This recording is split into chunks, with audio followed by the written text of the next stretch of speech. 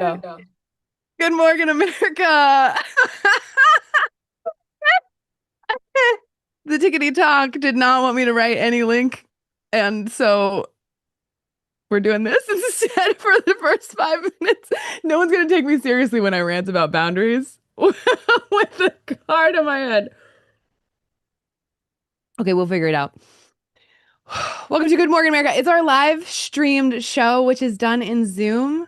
And for 3 hours, I talk to people live and answer their questions. And it's such a gift because it's not just yelling at you in my social media. It's actually getting to like see your face and talk to you and say hi.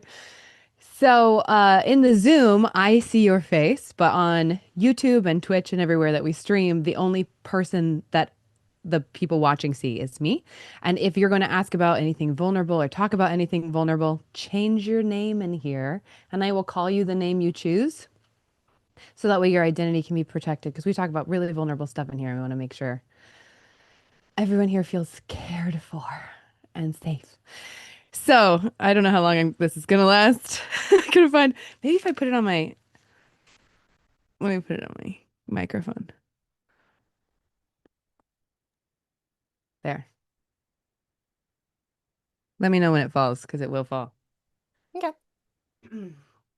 Today's topic is boundaries, which is really popular right now, except boundaries are getting used as a punishment. And that's my theme of the week. I'm realizing this misunderstanding about the disconnect between punishment and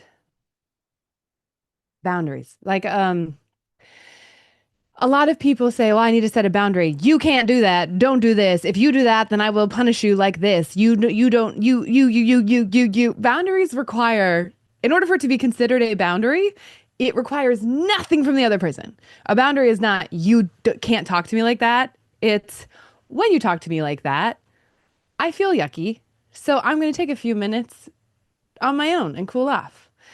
It's you're in a loud, crowded room and you're like, oof, I'm really overstimulated. I'm gonna step out. That's a boundary. If you're in a crowded room and you're like, why are you all so loud? What is wrong with this place? I'm gonna go talk to the manager and I'm gonna tell him that he needs to figure out how to make this volume lower because this is a problem. That's not a boundary. That's a demand, a request. It's you don't want your mother-in-law to come over Saturday morning and you say, you can't come over Saturday morning. Nope, not a boundary. A boundary is I'm not inviting you over Saturday morning. And if she shows up, you go, oh, it makes so much sense that you still showed up and that you're disappointed, and I'm still not inviting you. I can't wait to see you later.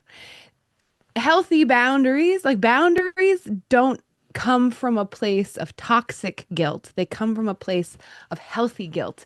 And most of us were only taught toxic guilt. And toxic guilt asks the question, how do I make everyone happy? And when I absolutely need to set a boundary because I have a need, and if I don't get it met, I'm going to die. Fine. How do I say no in a way that everyone will be happy and love me and think that it's great? How do I get everyone to like it when I have a boundary? And toxic guilt ends up coming out like, "Ugh, why don't you ever acknowledge my needs? Why don't you care about me? What's wrong with you? Why don't you listen to me? You're crossing my boundary. What's wrong with you?" It comes out like that because not because you actually hate the person that you're yelling at, but because you're so ashamed. Like in that moment, I'm so ashamed that I have the need that I asked for the need. So instead of showing you the vulnerable need, I'm showing you the barbed wire around it, trying to protect myself, trying to defend my right to have it. So toxic guilt, it prioritizes who is disappointed. If you're going to be disappointed, then I'll change my idea. This is when I have couples come to me and let's say the husband is always prioritizing mom because mom's really good at being disappointed and wifey is really good at just accommodating and being fine. And the husband has been taught to prioritize whoever's the most disappointed, and that's mom. It doesn't have anything to do with healthy guilt, which is your values. Because while he's acting in accordance with toxic guilt and going, yeah, mom, sure, whatever you want. You can come over anytime. It's fine. I'll do whatever you want. Yeah, yeah, yeah. He's eaten up inside with healthy guilt, which is my value system is that I want to prioritize my wife. But I can't because she's not as disappointed as my mom. And retraining that is going, what are my values? And how do I make a decision in alignment with those values and tolerate it well when people don't like it. It's what gets leaders respect. It's what gets people respect. It's the moment that you go, I can't believe you would do that. And they go, yeah, that makes sense. It totally makes sense that you're disappointed. And I'm still making that decision because it's in alignment with my values. Those are the people that you go, whoa, I trust you. Because no matter how disappointed I am, no matter what I feel, you're going to tell me the truth. I do not, those people make you feel like you're in a relationship with a person instead of a performance. So when you are in alignment with healthy guilt, what you ask yourself when making a decision is, what are my values? And what choice aligns with those? And then anybody else's feeling is like, yeah, of course you have a feeling about that. You didn't get what you wanted. Of course you're disappointed. That's a normal reaction. That doesn't change my decision, but you're totally allowed to be disappointed. And boundaries created out of toxic guilt don't come out as boundaries. They come out as demands and requests and domineering because they're you can't do this, you shouldn't do that, they shouldn't do this is not okay. And boundaries coming out of healthy guilt are, oh, I'm really overstimulated, I'm going to step out. Oh, you know what? This conversation is getting really heated. I think I need to take a minute and then I'll come back. I'm not acting like the kind of partner I want to be right now, so I'm going to go for a walk and then let's recalibrate. I just caught myself saying the thing that I always say when I'm not doing well. I'm going to go regulate and then I'll be back. Those are healthy boundaries. Those are true boundaries because I'm not asking anything of you. I'm stating what I'm going to do. It's really, it's such a huge difference that's so subtle and yet powerful.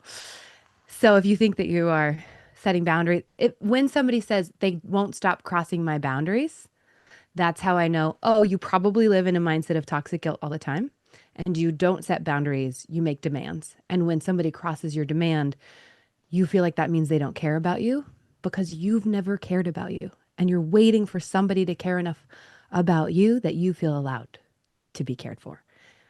And that doesn't work. It's just not how it works, which is a hard thing to learn. It pissed me off to learn that. I thought I was being such a good person. I thought I was being such a good person by putting myself last and having no needs and having no feelings. And if I did have a need or a feeling, then I would finally tell you. And I thought I was being amazing. But what I was doing was sacrificing myself for the people that I loved. And I thought that was good and noble, but they never asked me to. And I was dooming them to being the people who hurt me the most, even though they were the people who loved me the most. And the only way that I started to let their love in was when I started to have boundaries and know what I felt and know what I needed. And then they got to be part of that journey. But when I was putting myself last all the time, I was so frustrated with how much I resented everyone. I would be like, I don't get it. Every time you call, I drop everything and answer. But when I call, you don't. That's not fair. I had that conversation with one of my best friends, and she was like, I don't want you to drop everything. This isn't fair to me. I didn't want that kind of friendship, and I didn't ask that from you. And it feels like you've been building this tally of how great of a friend you are to me, and now I have to meet that standard. I don't think it's a healthy relationship. I don't want you to drop anything when I call. I want you to say, oh, sorry, I'm in a meeting. Can't wait to talk to you later. It makes me feel like I can't call you because I won't be able to trust that you'll honor your needs. You're going to force me to be a villain in your life when I want to be your friend. And then you're going to blame me for it, like you're doing right now. And I was like, oh no. Oh no. I thought I was the good one here. I went into that conversation being like, all right, bitch, sit your ass down. I'm going to tell you how to be a friend. And then she told me that. And I was like, oh, crap, you're so right. And then I saw it in all my relationships. And I felt so bad for every ex-boyfriend I had because I thought I was the best girlfriend ever. No, my God, I lied all the time and I had no idea I was lying. I didn't know what I felt and I didn't know what I needed. I just knew I was mad at you for not making me feel better and not meeting my needs. And I had no idea how unfair that was. I had no idea what I was doing to them. And I'm so glad to know now. And part of the reason I rant so much about it is I want to save you from the desperate loneliness I felt in every relationship because I fully thought I was the victim of those relationships. And that sucks. It's really lonely. And it's really disempowering. It hurts everyone involved. The problem is it hurt me slowly and grew and grew and grew. And for them, they didn't know. And then out of nowhere, I was gone. That sucks. It sucks. And it's not that rare of a story. The more times I tell this, the more I'm like, oh wow, there's a lot of us out here. There's a lot of us, good people, accidentally killing ourselves for the sake of the people we love. So that's my initial rant, and I'm sure I will repeat a lot of the things that I said within the 3 hours. But I am on fire for boundaries today. So I would love to hear your questions. If you're new to this, even if you have a very simple like, "Hey, I know this is weird and wrong, but I don't know how to set a boundary here." What would you say? Can you help me figure out what to say? It took me so long, like to figure out how to to think of a boundary would take me so much time because I was so steeped in toxic guilt that all my attempts at boundaries were like 3 paragraphs long, which is like trying to justify the fact that I have this need so I would love to help. You write boundaries. I'd love to answer your questions around them. If anything I just said pissed you off, I'd love to hear it and work through it with you. Whatever. Also, I was really tired and now I'm jazzed. What happened? I blame Heather. Heather's face came on and I was like, I'm fine now. Heather is our first question. No, it isn't. Really? Yeah. Sweet. Hi, Heather. Heather's question, I'm actually going to let you ask, Heather. I'm going to post your question as you submitted it in the chat, just in case you need a refresher on your own life. Hi, good morning. Hi. My question was around my partner instilling a boundary. So the situation, I'm in a long distance partnership. Ooh. Emotions are very like right up here right now. So we're long distance, and he is also in film and TV and in a very, very busy time in his career right now until next week. And so I guess there's another question that I'll tie in at the end, but the question was like, we were in conversation. He doesn't really want to talk about his day because he's just been filming for 12 hours, lots going on.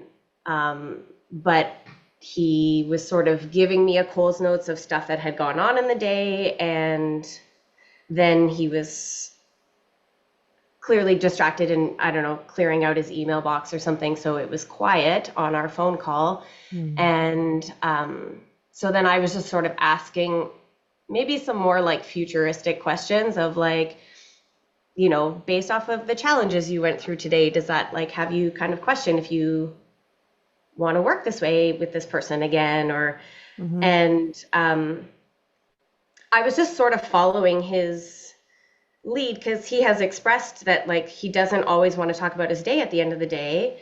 But what I was experiencing yesterday was, okay, well, you started by talking about your day, so I'm just matching you. Yeah. And you've asked about my day, but now you're clearly distracted by doing something else. So it's just quiet. And so I'm like, you're not engaging me and asking anything more about what's going on with me. So I'm going to fill the silence because I'm uncomfortable with it being quiet when I haven't spoken to you all day and now we're on the phone and you're just quiet. Yeah. And so I asked these questions and then he was just sort of like, I don't want to be talking about this. And instead of like the boundary being like, is it okay if we talk about something else? So I have this judgment of like how he made his boundary, and then I hear it. A dynamic that exists a lot with us is that he will make a comment like that, like, oh, I don't want to be talking about this. And I'm like, okay.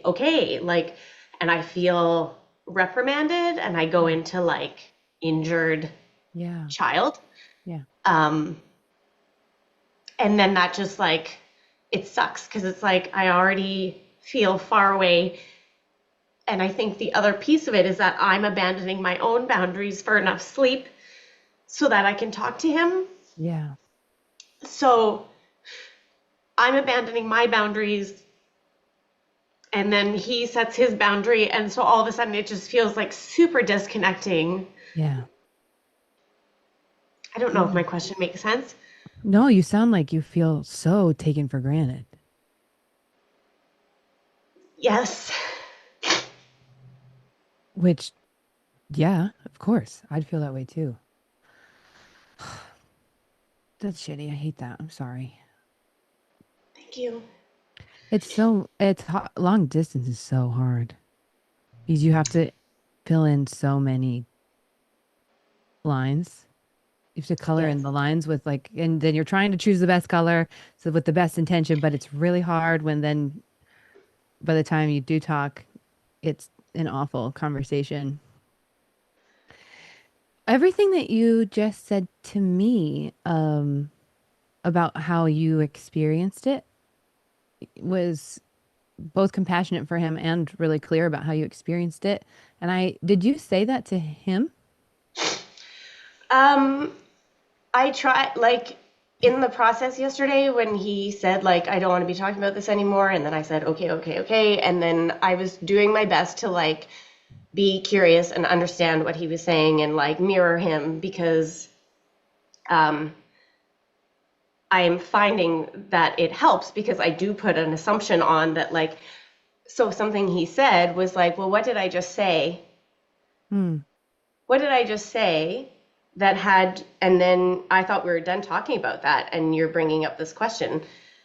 And when I hear him say, what did I just say? I hear it like, hello, were you not part of the conversation? What did I just say? Yeah, it was not what did you hear me say? It's what did I just say, like a test. Yes. Like the And scolding like, of a parent. yes, Yeah, what did I yes, just say? yes. And like, and then I feel very like stupid.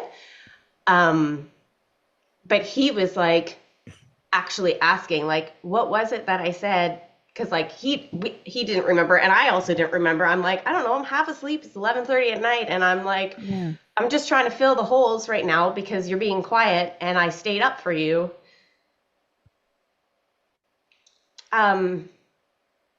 You asked me a question I didn't really answer. I asked But what you are answering it. I asked you what you said because you expressed how it landed on you in such an articulate way that I wondered if that's what you had said last night. I did. Or I think I did. And I think I also expressed it this morning. But it was like I expressed it while his colleague got in the car. So he heard me and was like, okay, Ugh. talk to you later. And so you're just like, Oh my God. Ow. Okay. mhm. Yeah.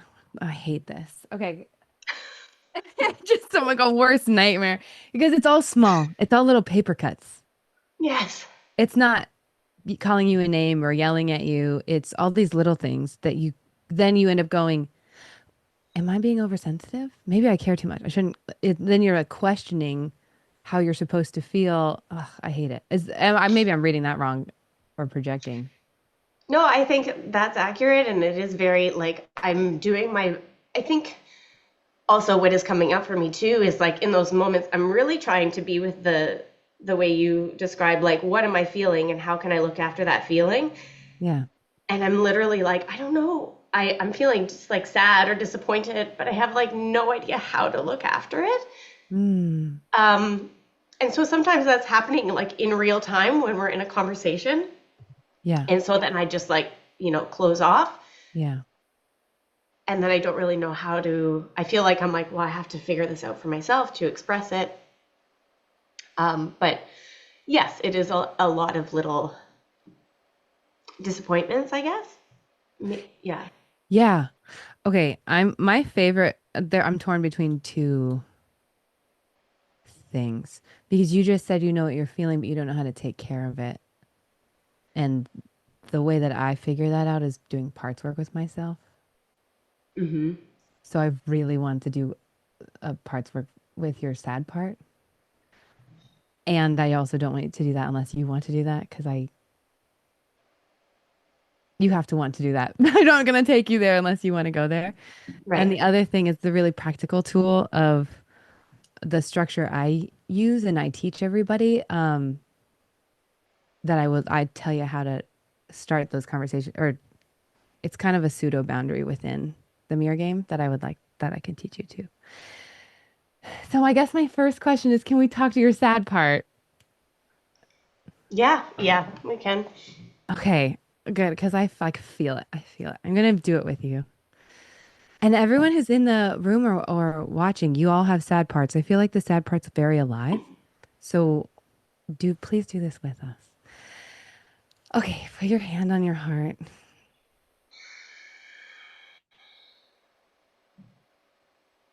Close your eyes and breathe deeply. And ask the sad part of you to step forward so that you can see it.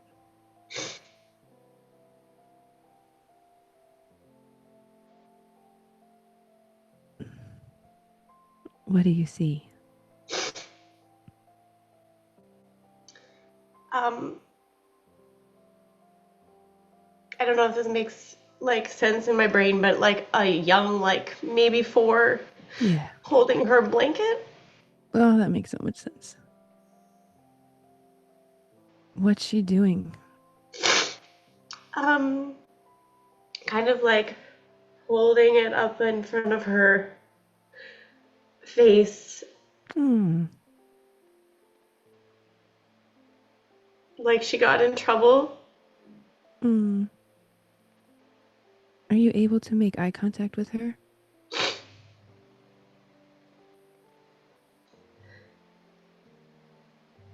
Yeah. Oh, that's such a good sign.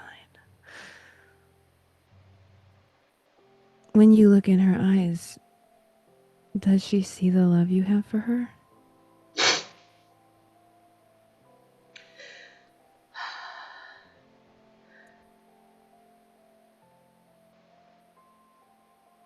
She might not. I don't think so. That would make sense. What does she see? Mm-mm.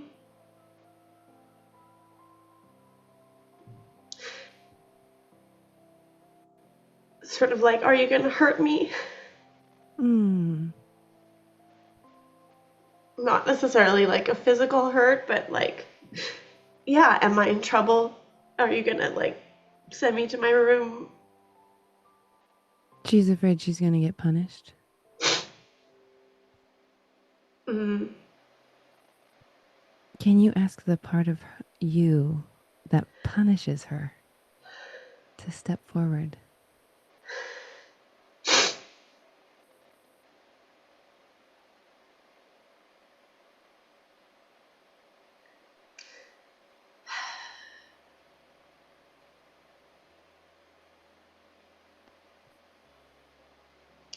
I feel like what comes up is like the daughter from the Incredibles movie, Violet, you know, with her hair in front of her eye. Yes. Yes.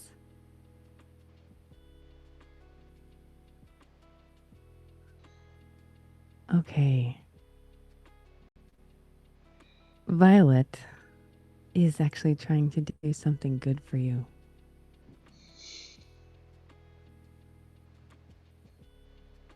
Can you ask her what that is?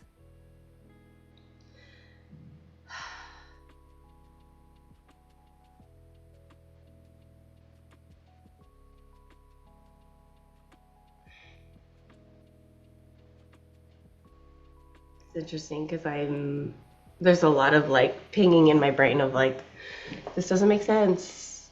Are you just being like, are you thinking about the movie now? Is this, yeah, like it's pulling me out of. Your logic brain. There's a Yeah, part or like magical. there is a part of me that's like I need to do it right. I need to know what I'm doing.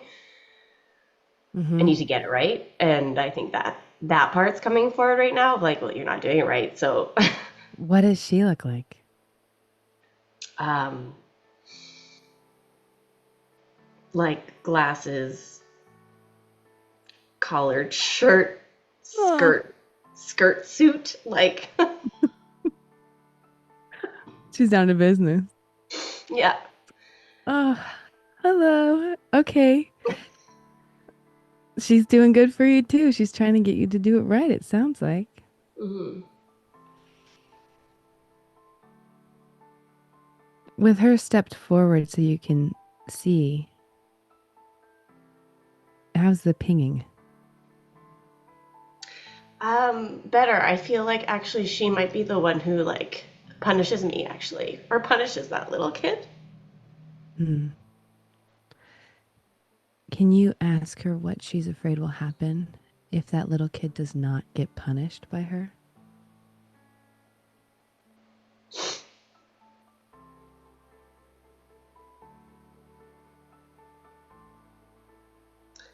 She'll behave irrationally. Mm-hmm. She'll get rejected Mm. out in the world. She'll be looked at like she's unhinged. Mm.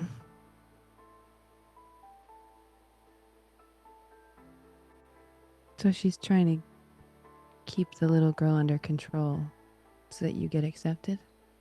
Yep. How does she feel about that job? Does she like doing that?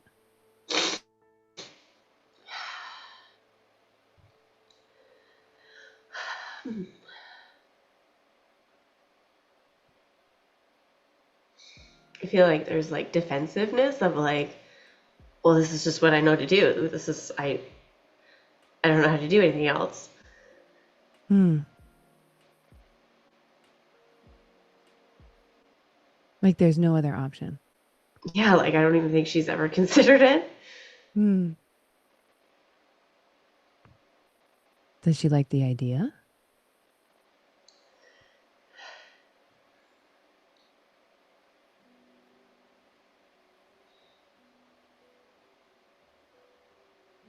It's I feel like she likes, maybe because she feels she gets loved if she, does everything right, checks the boxes. Hmm.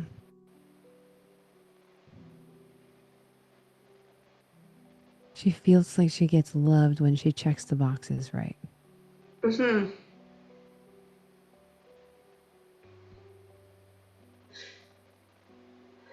What feeling does that bring up?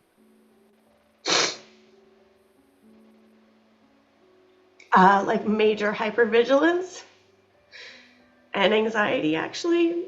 Mm-hmm. Because she's always looking for boxes to check. Hmm. And then when she gets it wrong, it is painful. Yeah.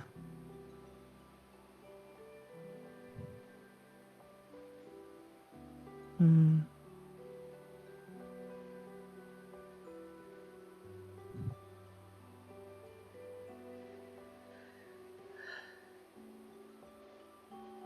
How does she feel right now?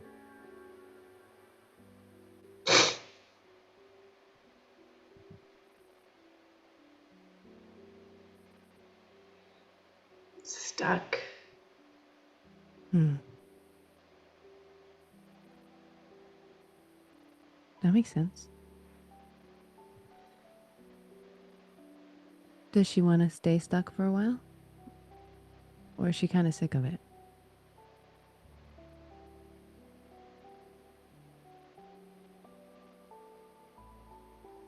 I think she's sick of it. Okay. We're not pushing her to do anything she doesn't want to do. Exactly the opposite, actually. What does she want to do? If she didn't have to check boxes off,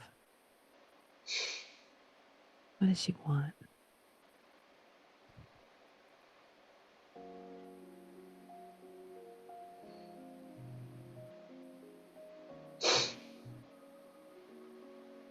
to like do cartwheels in the grass. That sounds perfect. Can you let her do that? Mm-hmm.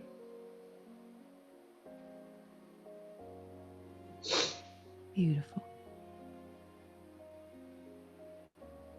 Is she okay with us going to the sad part again, or does she need us to stay with her a while?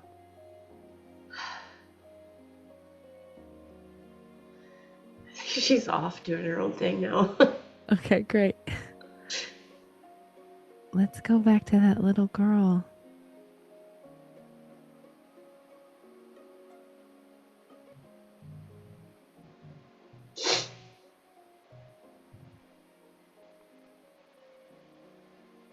When you look at the little girl now, can she see the love you have for her?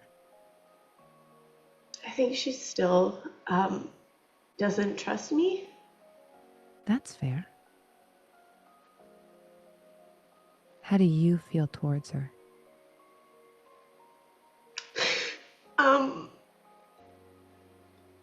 I feel sad that she's sad. Mm-hmm. I want to like scoop her up and make her feel better.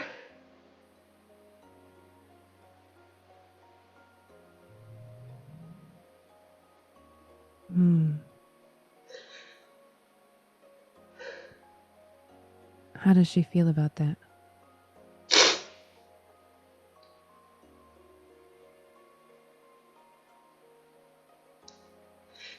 She has like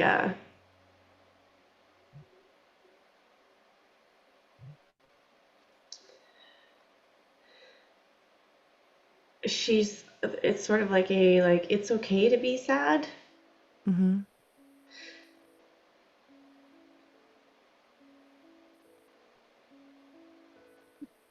Like you don't have to like fix it. Yeah.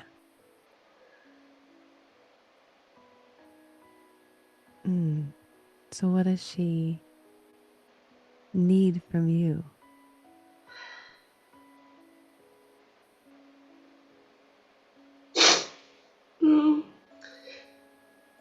It's like she wants me to like lay on the carpet with her and like just lay there and like be sad together. Yeah. Can you do that? Yeah.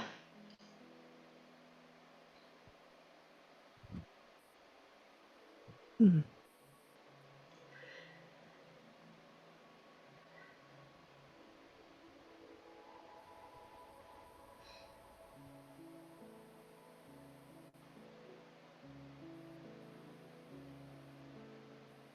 What are you experiencing now? I'm just reflecting on my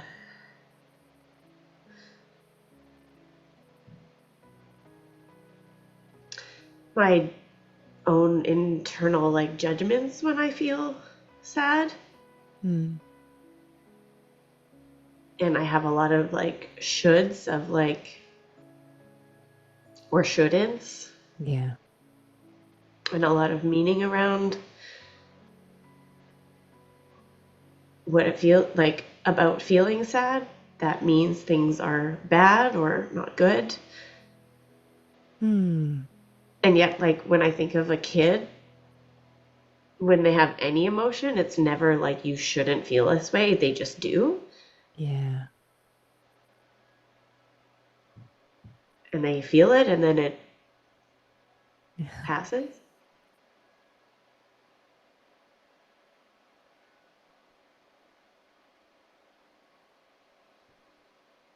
Are you guys on the carpet still? Yeah. Under her blanket. Oh, Like making it like a little fort, I guess. that's beautiful.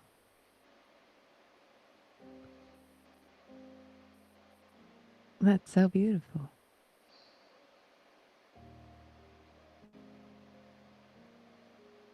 It sounds like she's a lot less alone in her sad now.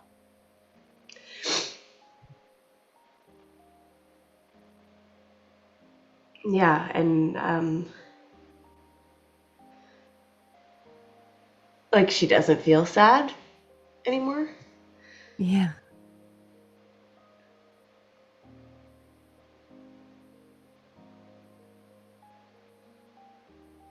Does she want to stay there, or is she wanting to do something else? She's like straddling my waist while my feet and my hands hold the blanket up, and she's like bouncing. Yeah.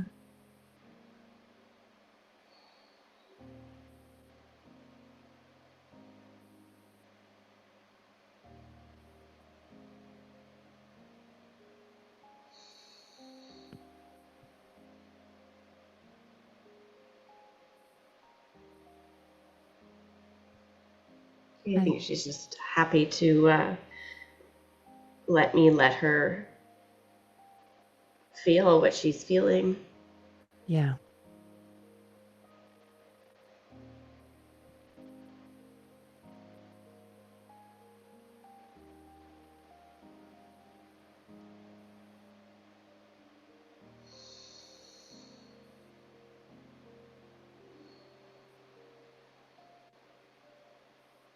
Does she know you'll come back?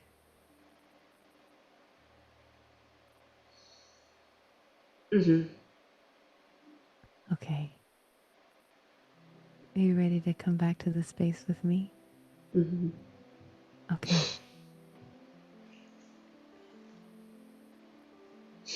That was so gorgeous, Heather. I want to jump over there and hug you so bad. Oh, wow. I think you found your shortcut of what to do when you need to care for your sad. Mm-hmm. Did you hear it? It's kind of ridiculous. Did you hear it? I hear I guess I'm associating it with this little one in me, but also just being like really like diving into the feeling instead of shoving it away. Yeah. On the floor. Yeah. Like mid call. Hold on, I just got really sad. I'll call you back in 5 minutes. I'm gonna go lie on the floor. And literally lie on the floor with this little sad part of you Yeah. and then come back. That was such an honor to be part of. Thank you. Thank you. I almost don't want to give you my practical tool now, but I will. After you do that, Yes. um, my favorite way to start the mirroring, actually, this is the way I teach to start it. So I'm writing it down. I wrote it down somewhere, and then in a frenzy, I threw everything. But everybody who's here, I'd love for you to write this down and keep this, which is when, and then a line. So like when whatever happened, comma, I felt. And then whatever you felt and how you experienced it. And then this is the key part. This is how you start reflecting.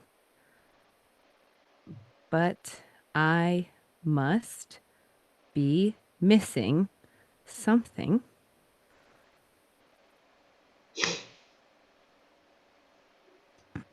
Otherwise, we would feel the same thing, and we don't. So I add that in for myself because sometimes I need to remember that.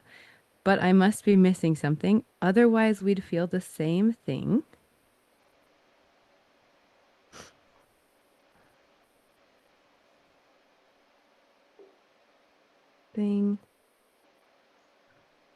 Where were you coming from?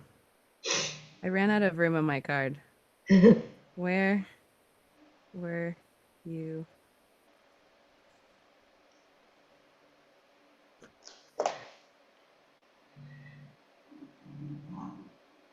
Can you see that? I should have. Yeah. I was really overzealous with how much space I thought I had of these two. That's how I start mirroring, and it's really, really helpful because if you don't say I felt, then the other person is like, because we all assume we're all egocentric by default. So we all assume the other person knows and is feeling what we're feeling. So when you start with, hey, when that happened, I felt like this, it's immediately jarring their brain into, oh, we had two different perceptions. Mm. Then when you ask to reflect, it's not going to blindside them after you've mirrored them to go, that's not how I experienced it. Are you open to hearing what it was like for me? Yeah. Now you already seeded the mystery at the beginning. Mm. So Right. that Okay. helps you not feel like you're self-abandoning when you start it this way. And it also gets them out of their own little ego spiral, which we're all in, especially long day of work, busy, probably feeling shame about the fact that I'm not talking to my partner that much. And so I need to defend why I'm not doing that. This will cut through fast, Mm. but it's not Okay. going to come out great if you haven't laid on the floor and held your sad. Yeah. Thank you. That's my practical tip. That's what I do. Thank you very much. Thank you, Heather. Oh my God, I'm in love. What an honor. Thank you so much, everybody in Grid. If you haven't been here before, this is how we show appreciation, relatability, anything we want to give somebody support. We do this to the camera. So let Heather know. Thank you so much. What a gift to do this. What a gift to be seen, to see. Wow.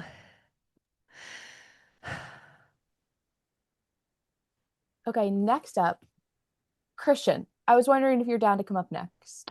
Oh, hello, Christian. I'm assuming you are. You're always ready to go. Okay. Equals Instagram.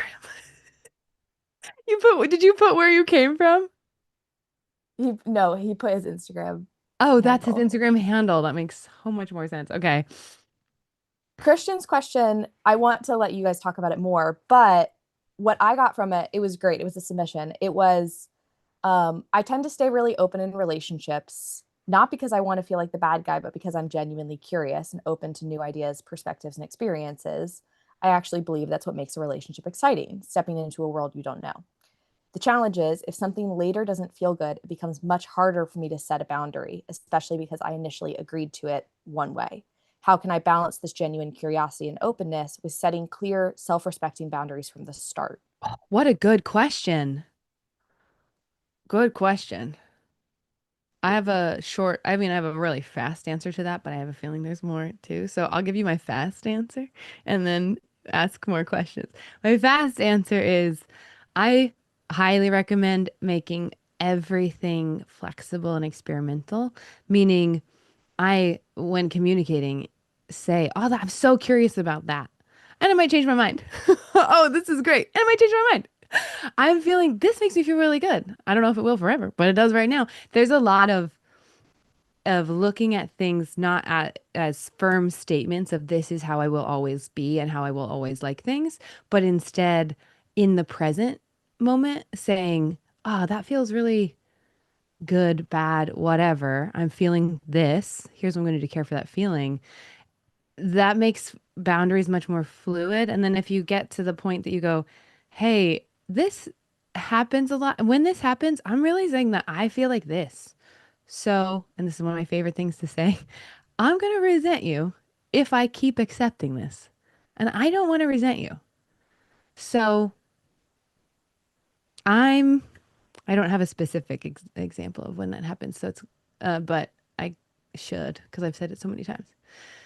So when this happens, I will, and then whatever you're going to do, which maybe I can get a specific example from you. So that's my short answer. Now I would love to know a specific example of what you're talking about. So my last relationship was Carola. I was with her in the course in Autonome, and I was together with her nearly 2 years. But 2 months ago, we decided after the second course that we found out that we don't fit in our attachment style. Mm, And the point is, she was from the start for an open relationship without any need, because we both have the time, we have the possibilities to live together. mm-hmm. And I did say in the start, I want to invite her into my life. I am happy like I am, but I would like to be in a relationship, and I want to invite her to be with me the summertime in another country, in wintertime in the other country. And I want to show her how it is, and she can try it out, and then we will see if this change her mind that she want to stay more time with me. Yeah. And after being together, sometimes even 24/7 for more than 2 months, without any reason for me to see, she wanted to be in her own flat in the other country based with some distance.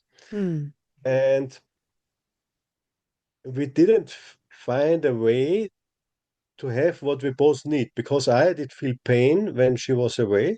We did mm, speak from the first day, we did meet every day between 3 and 5 hours with mm. video call. But for me, it was difficult because I said to her, if we are not a couple, I don't feel it is the right thing, because I want to have a partner. Yeah. And for me, it's not a partnership if she is most of the time, let's say 10 of 12 months in another country. It don't work for me. And in the end, from December till January, I did sit in Germany with her in her flat.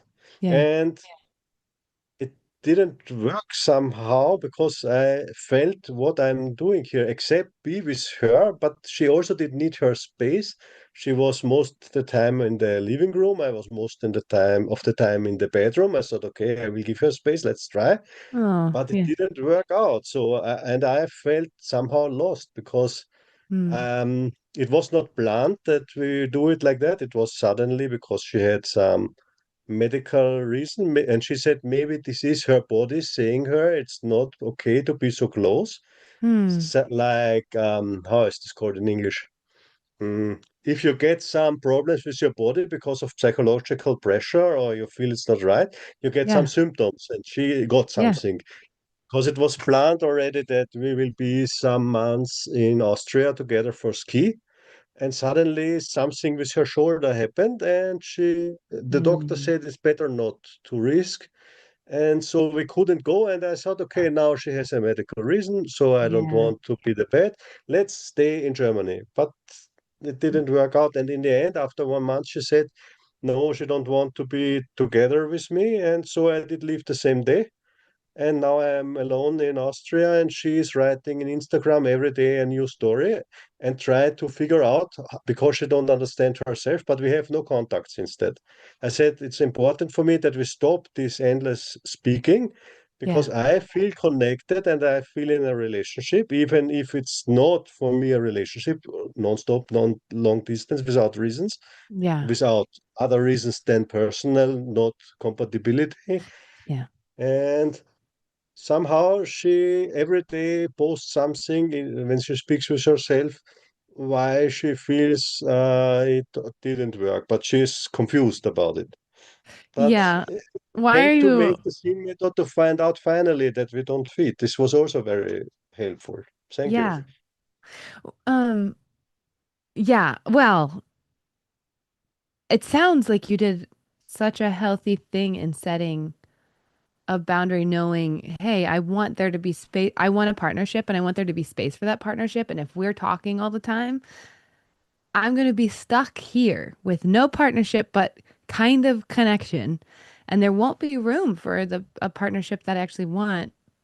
Because, Exactly. I feel totally blocked. I'm not open for other. I don't see any women.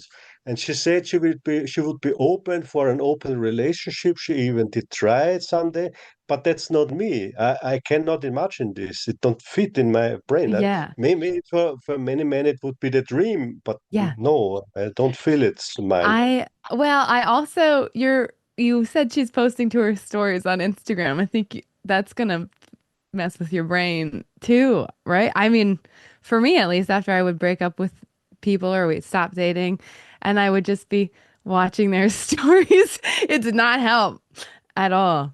Um, So what is holding you back from muting her on Instagram or doing? Curious, because I never had the situation. All my partners did want to be close to me. We did sleep in spoon, I don't know, his position every night, Yes. holding each other all the night through.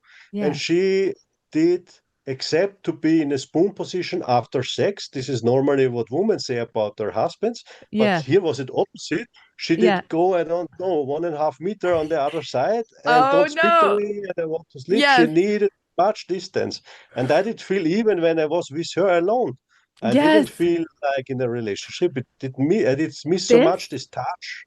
this is the okay, so this is the toxic thing that gets you is it's you're right, it's the curiosity. It's the mystery of why I don't understand. Why why did you act like that? Why did you treat me like that? It's missed messages.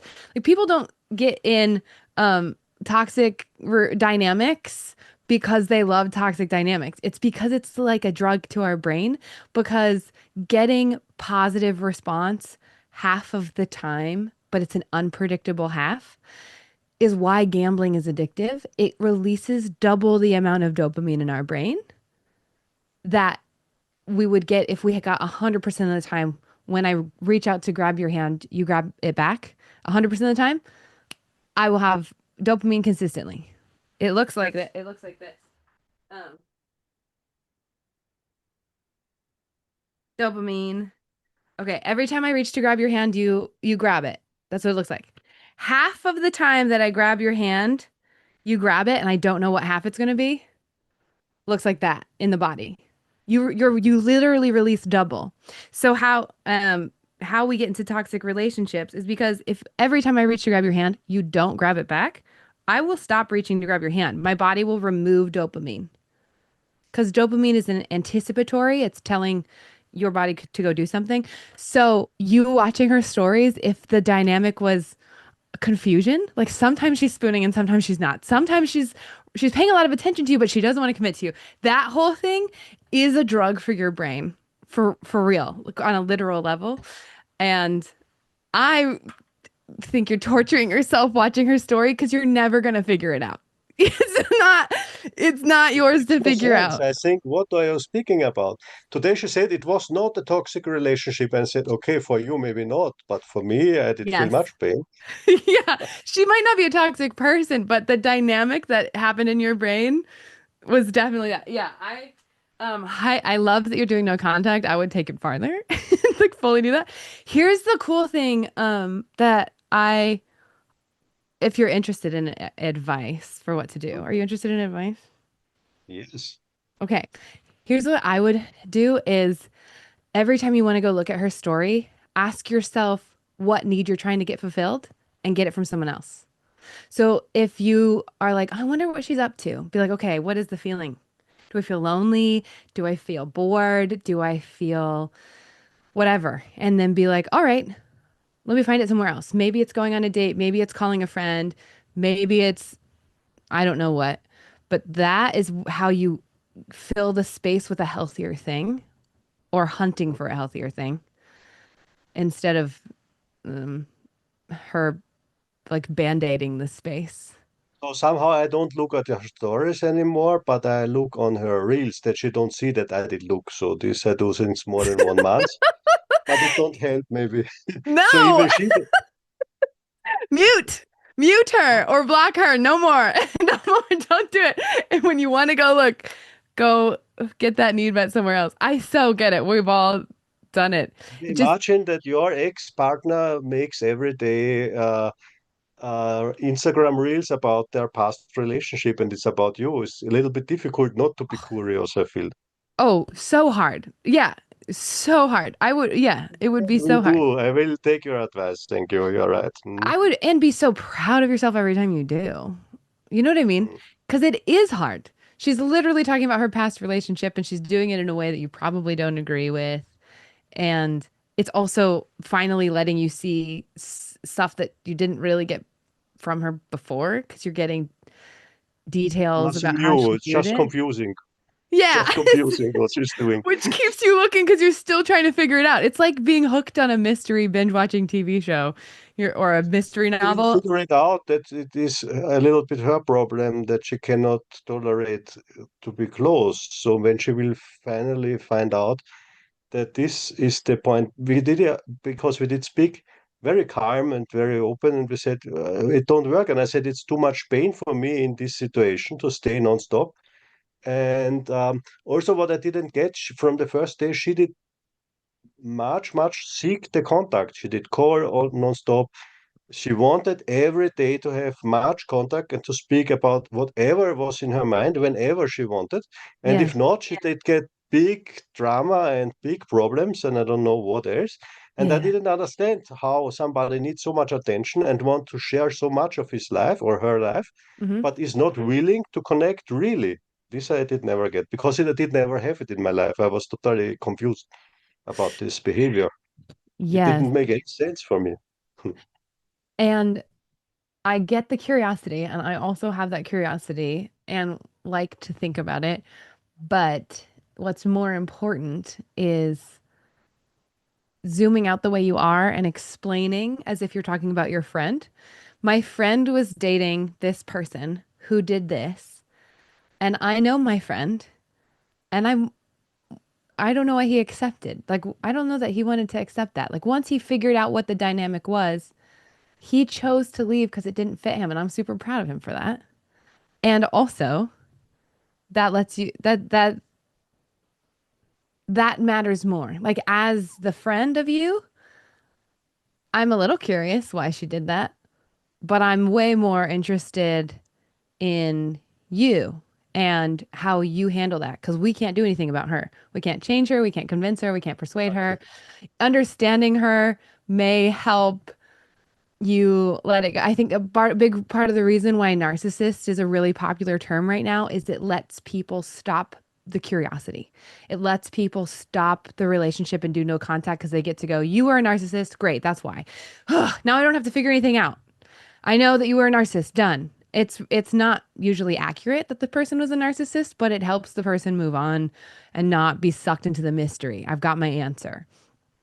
And the end goal of that is that's not my mystery to figure out. Exactly. Mhm, mhm. And the more attention and focus I give on figuring out that mystery, the less I give to the adventure and mystery of finding the partnership I do want.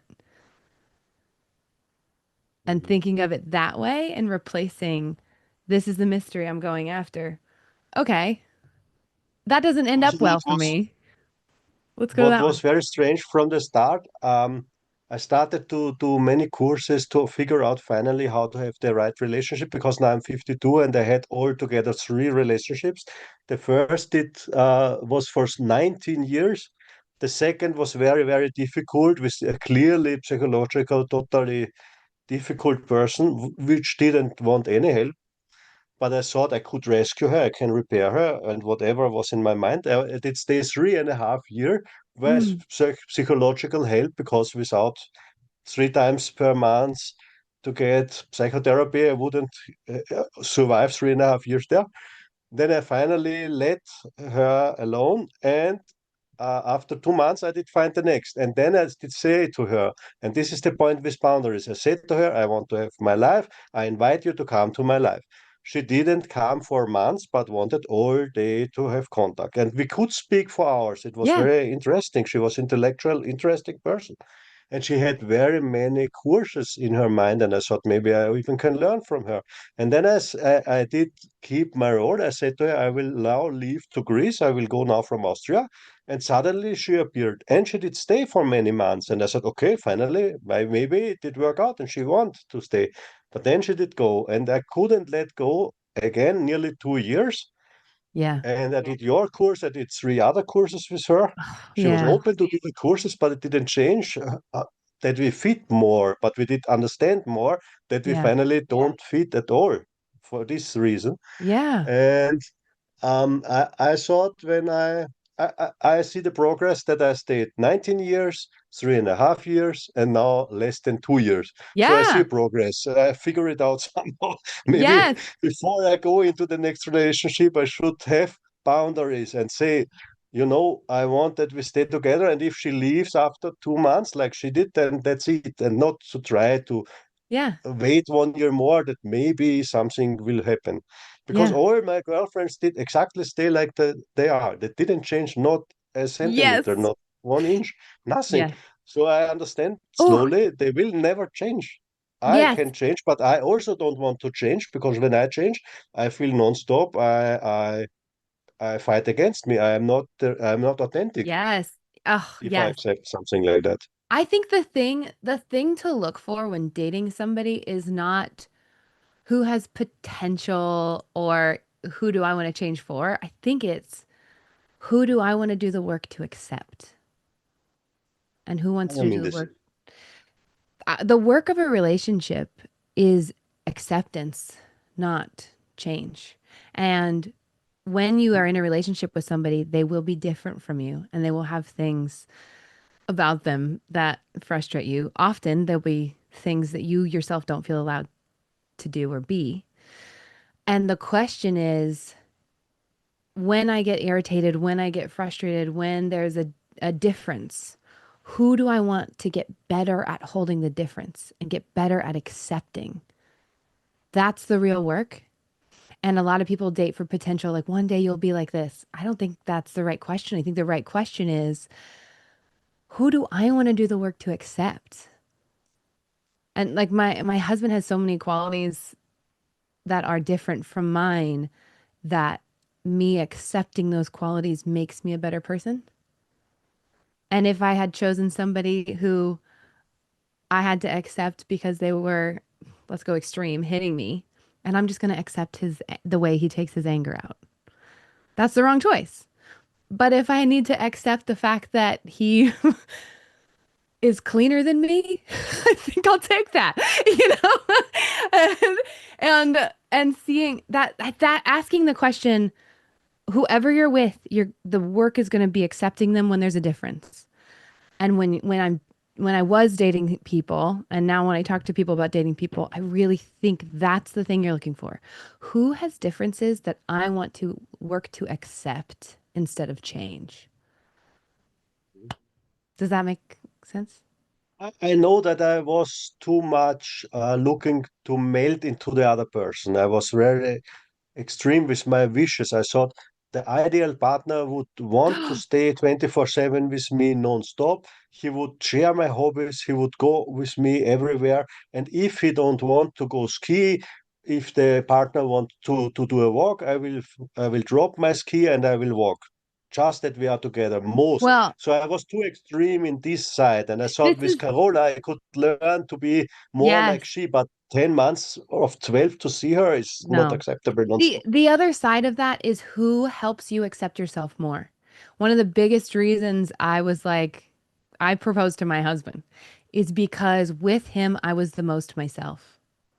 And with him I loved myself more. With him all of the traits in me became fuller and stronger and healthier. And I being with him made me contort myself less. And those are the two pieces. Word contort, I don't know this word. Have you another word? Try to fit into a box, like twist Okay, yourself to get I understand. acceptance. Yeah. Hmm. I see. Okay. So that sounds like that's actually for you, accepting them isn't the struggle, it's accepting yourself. Who, when you're with them, makes you embrace and accept yourself more and become yourself more. Seems like the side of that you would actually Somehow, need to when look at. I'm alone and not together with my partner, I feel like I feel completely different. And when there is a potential life partner near to me, the same on the phone, like in the same room. This is the problem when Yeah, she's on the phone. that's Then what to look for. I am not I am not looking at me, at my needs. I'm not looking at all at my life. I just want to make it work Yes. somehow. And That, this is a habit that is not very healthy. I feel to have a good relationship, I must yeah. change somehow these thoughts. Yes. I'm Oh so my God. focused on them when I'm coming together with them that I You're like lose me. most of my things. You're Oh, like okay. me. So I started dating this was also the shift, and it wasn't all my husband who made, I mean, I dated a couple people before my husband, and then he aligned with it best. But the two people before my husband was the first time I started doing this, which was, and I wrote affirmations down, which if we still have them, we should post them and then I'll read them out again. Um I kept contorting myself. I kept changing myself. As soon as you were there, I was like, what are you feeling? I can make you feel better. So like focus on them and what they needed. And so I started being really deliberate about communicating. This is how I'm feeling. This is what I'm going to do about that feeling. And I was being really clear about myself, who I was in each moment. And I made dating more than an exercise in finding my person. I made it an exercise in not losing me while in relationship. So I worked really hard to, when I'm on a date, checking in and being honest, checking in and being, and viewing rejection as a really good sign, because I'd rather find out that you're not my person than become the person that I think you'll like. So, so Mm-hmm. that's how I started doing it. And then my husband, I mean, so many times I would, one of his favorite stories. Okay, I mentioned that he was cleaner than me. So, past version of me, if somebody were to come over to my apartment, I would clean it up and I would make it look amazing and I would all of this stuff. And I had gone full extreme. I want you to know who I am. I want you to know the worst of me. And so my husband, now husband, comes over, and at the time, he's really helped me with this now, but I had a pile of clean clothes and a pile of dirty clothes, and it was like the whole bedroom was just a mess. And we walk in, and I turn around to him. He still thinks this is the funniest thing. I turn around to him and I go, "This is who you're dating. This is how I am, and I probably won't change. And sometimes I'll clean the apartment to impress you, but this is gonna be, if you're with me, this is gonna happen. And I need you to know that." And if that's too much, that's okay. And he still thinks it's so funny to this day, but I really made dating a practice of, can I be honest and be myself and consider rejection positive instead of negative? And that sounds like where you're at as well, that you are similar to me in that journey, and that is scary but very empowering. Aurora said to me from the start, I am not that woman because I said what I wish that she will be or that my next partner is. And she said, that's not me. And I said, okay, but we did learn it's better to be in a relationship than to be alone. So we want to learn both. So let's try it. Oh, She never yeah. said that she loved me. She often said she don't love me, but she did like to have the connection Oh, to me. So this is very confusing. I don't love you, but I want that you will speak 3 hours every day or 5 hours. yeah. So for me, it was somehow confusing, but I'm happy now that I don't feel this because a big part of me did say, "What are you doing? You live Yeah. for this woman, but you don't get what you need And she somehow." was And I said, clear. "I want if you have a partner, I want to have a sex life. It don't help when you're 10 months, 2,000 kilometers away. Yeah. What is this for a relationship? For me, this is not what I'm looking for." And I found out that all her life she had somehow this kind of relationships. She Which was is in fine. another country. This was the best for her. And so Yeah, she's she not the told you. one that, yeah, she told This me, is and I like found out 500 Days of Summer. Have you I seen that cannot movie? handle this. Have Hmm? you seen that movie, 500 Days of Summer? No, I don't You're gonna remember if I don't would if see you it. watch it, you're gonna hate Summer. But the character's name is Summer, but you are explaining that movie right now, which is really, Really? yeah, she Okay, told you, I will but look at it. then mixed signals. She Hmm. told you. She Yeah, told you. And yet, and I I get thought, it. I've okay, been there. I thought this is something new. Let's try. And it feels somehow comfortable not to get too close in the start, not to be too Yes. responsible. Maybe it feels good. Let's try it. I never had this. But I did never believe that she wanted distance, but she wanted. And now she's fighting herself.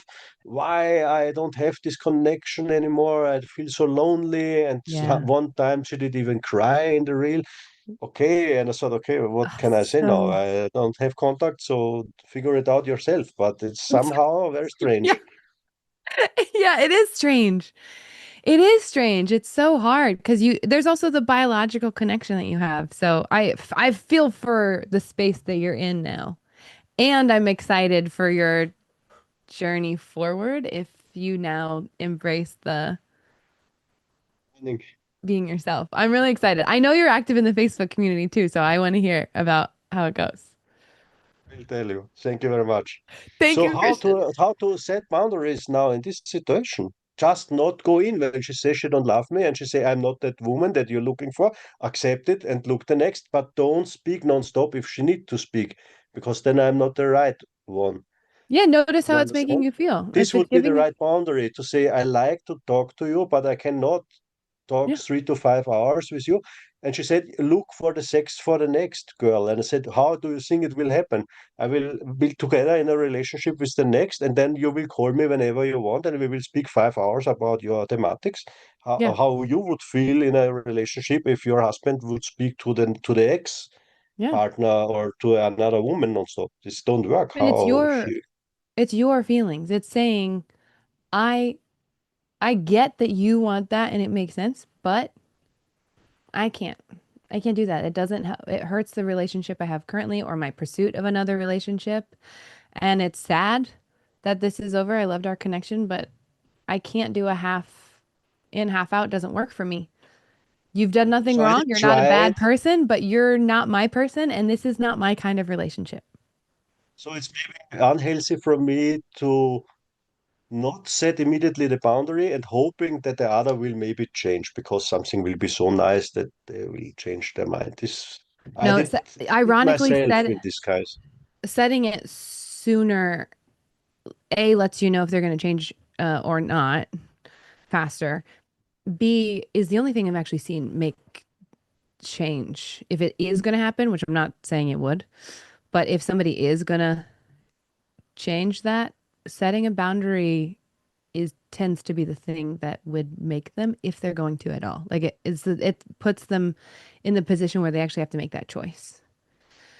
She finally came to me and we was together for many months, and then she did leave or did send me away, where I did cry and did feel very, very sad.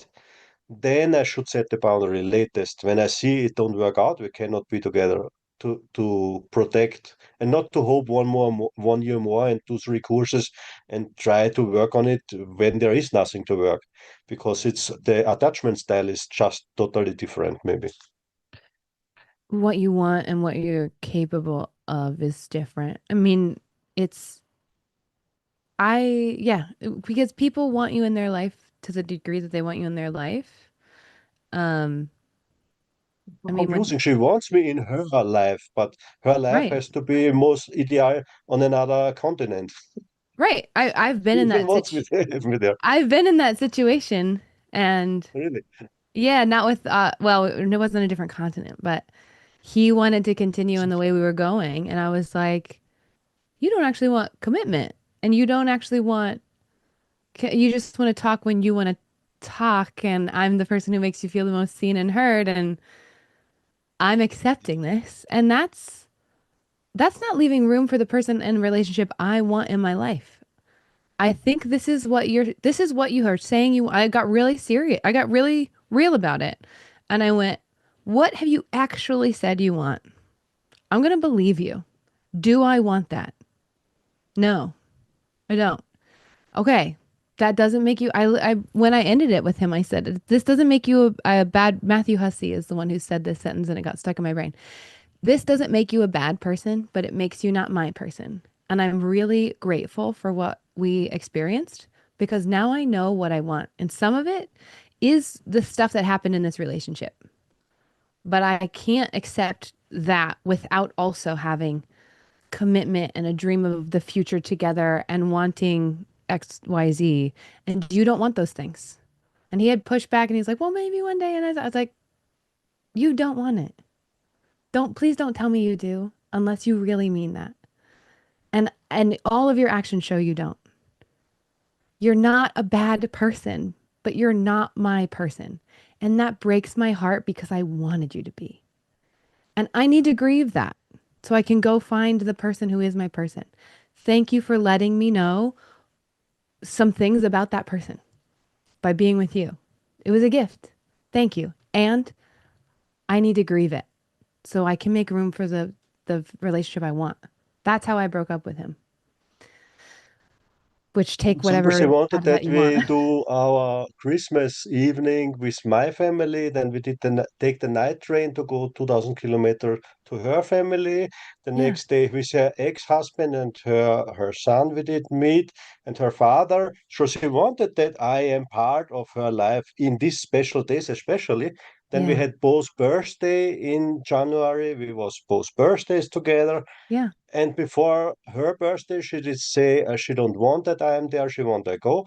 Then I said, but your birthday will be in 10 days. And then she said, yes, I just say things, but this don't mean I mean the things. I just wanted to talk what my feeling was, but I didn't mean it. So Yeah. was very confusing somehow.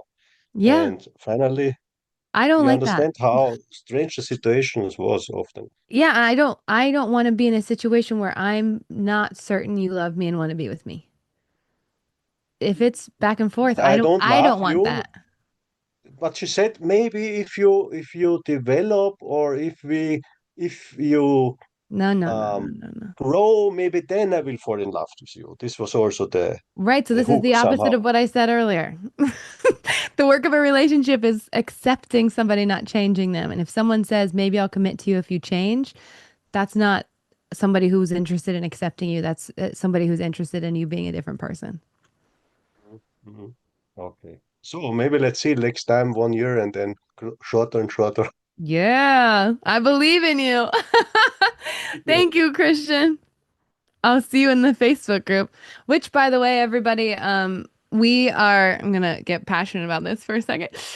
We we have a Facebook community, a Facebook group that is our alternative to social media because we believe, well, what you guys all know and notice is social media is now incredibly divisive. And the thing that makes you feel safe in community is being angry at the same person or the same group of people.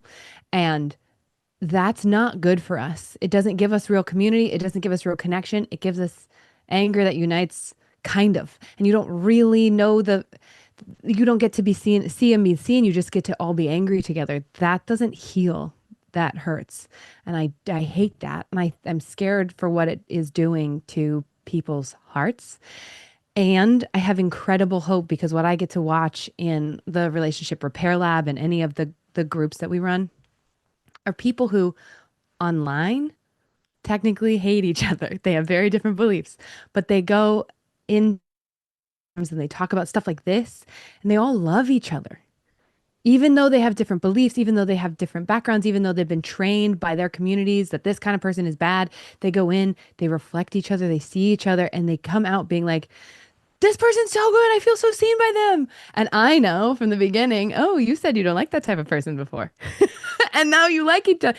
Ah, yes. So it's so healing. And we have this Facebook group that feels like that, where when you talk in this Facebook group, when you share your heart, when you share the pizza you made, when you share the divorce you're going through, whatever the thing is that's happening for you, like old school social media, we do not say, here's what you should do. We say, I've been there too. And it's so freaking powerful and exciting, and we love it. And we work really hard to keep that space feeling like that, where you can share what's on your heart and what's going on. And when somebody else shares, you don't feel like you have to fix it or do anything besides be like, oh, I get it. I felt that way too. We want an alternative space online. That's why we do this. That's why we do Good Morgan America, too, because we want to create spaces. Like the major cool thing about this to me is that we have a Zoom room full of people who are chatting in the chat, expressing things that they've been through. And you're not giving each other advice. You're supporting each other. You're relating to each other. It's how we were meant to connect. And Good Morgan Therapy is really trying to make spaces like that because the world needs them. And you being here are part of that. And it's really, I'm so grateful that you're here right now being part of that mission. And I'm so grateful for everybody who's in that Facebook group. You're such a gorgeous, beautiful, playful, raw humans in there. And it's such a gift. So if you want to be part of our Facebook community, it is not like other Facebook communities probably that you've been in. It's so warm and it's so vulnerable, and it's the best. So if you want to be part of that community and part of that mission, that's what we're doing in there.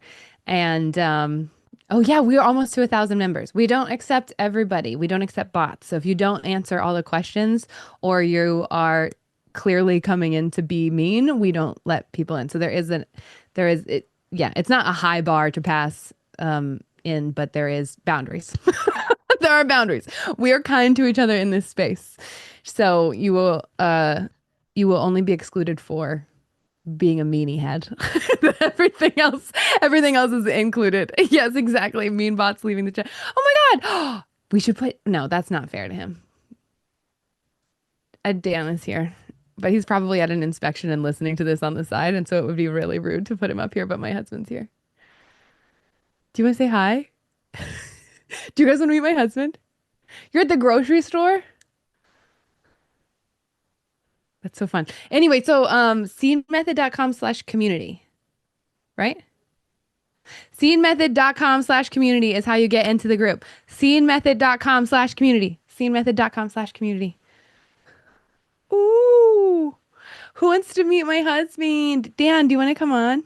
Is his camera on? He's in the grocery store, so it might be bad audio, but his camera's not on. Okay.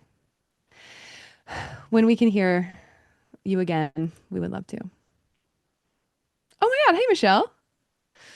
Dan, say hi, baby. Hello. Oh, am I actually on camera? Yeah. Oh, hi. But the audio is weird. I think I just heard you. Oh, no. Hello. Okay. I don't have a question for you or anything for you to say. I just wanted people to be able to meet you. I talk about you so much. I'm looking at Hot Wheels. For yourself. Our child. Our child's one. He will grow to love this. Look what I got. Look what I got Dan for Christmas 2 years ago. Do you see it? Do you know what this is? The DeLorean from Back to the Future? Everybody knows what it is. It's the greatest movie ever. Oh, okay. I don't have anything to ask you. I didn't think through this, so I'm glad I got to see you. Hello, everybody. Okay. Bye. If we figure out questions to ask you, then maybe you can come back on, but I don't have any. Hi, babe. That's my husband. That's my husband. Now I don't know where to put this car. Okay. Do we also want to tell them about our 14-day thing? Yes, I am testing it right now to make sure that it works. And okay, you then, tell me when. Okay, so after the next one, I think we'll be good to go. We should be sponsored by Hot Wheels. If Dan were the creator, we would have so many great ideas for sponsorship because he has so many things that he likes to collect. 100%. Okay. Our next question is from Lola. Oh, I love that name. Just the most fun name to say. Lola. Let's see. I don't see you on camera, Lola, but I'm going to ask I think there's probably a lot of questions in here because we've gotten a few different stuff, some stuff in the chat. But the primary question that I have is, I've made a continued request to my partner to let me know before they shut down or walk away from a difficult conversation. He says this feels like I'm trying to control him. I was initially asking him to tell me a rough time when he'd be back. And if he's not ready to talk, then just check in and tell me. But he didn't want to do that. So I stepped back and just said, let me know. I need to step away or something like that. But then I don't know what to do or how long to wait for him because sometimes he doesn't reinitiate the conversation. He also isn't always doing that, but that's another story. And then there was another question that said, basically, how do you know when the pattern is not going to change, even if you're doing your part to change it? How do you know if the pattern is not going to change, even if you're doing your part to change it? Oh, okay, got it. I think I followed everything. So Hi, hi, Lola. I'm here. I can kind of explain that. The first question got a little jumbled because it's jumbled in my brain. So, okay, fair. And sorry if my internet's a little choppy. I'm walking. So my main question is, initially I thought a boundary was, hey, I need you to like tell me when you're stepping away. But that's not Mhm. a boundary, right? And so Right. I've tried to say, okay, that sounds like it's hard for you. So if you do walk away, I'm not going to chase you. Like if Yeah. you decide to just leave in the middle of a conversation, like I'll wait for you to come back to me and reinitiate the conversation. But Mhm. that sounds like punishment to me. Like, so I'm trying to figure out if that really is a healthy boundary or if that's just me being like, well, you're not doing it the way I want you to, so I'm punishing you. And Yeah. then the second part of the question was kind of more in response to the first person that got on today and talked, was like, if you're asking somebody for things repeatedly and you're telling them, I think it was about what you said, where are you interested in hearing how it was for me?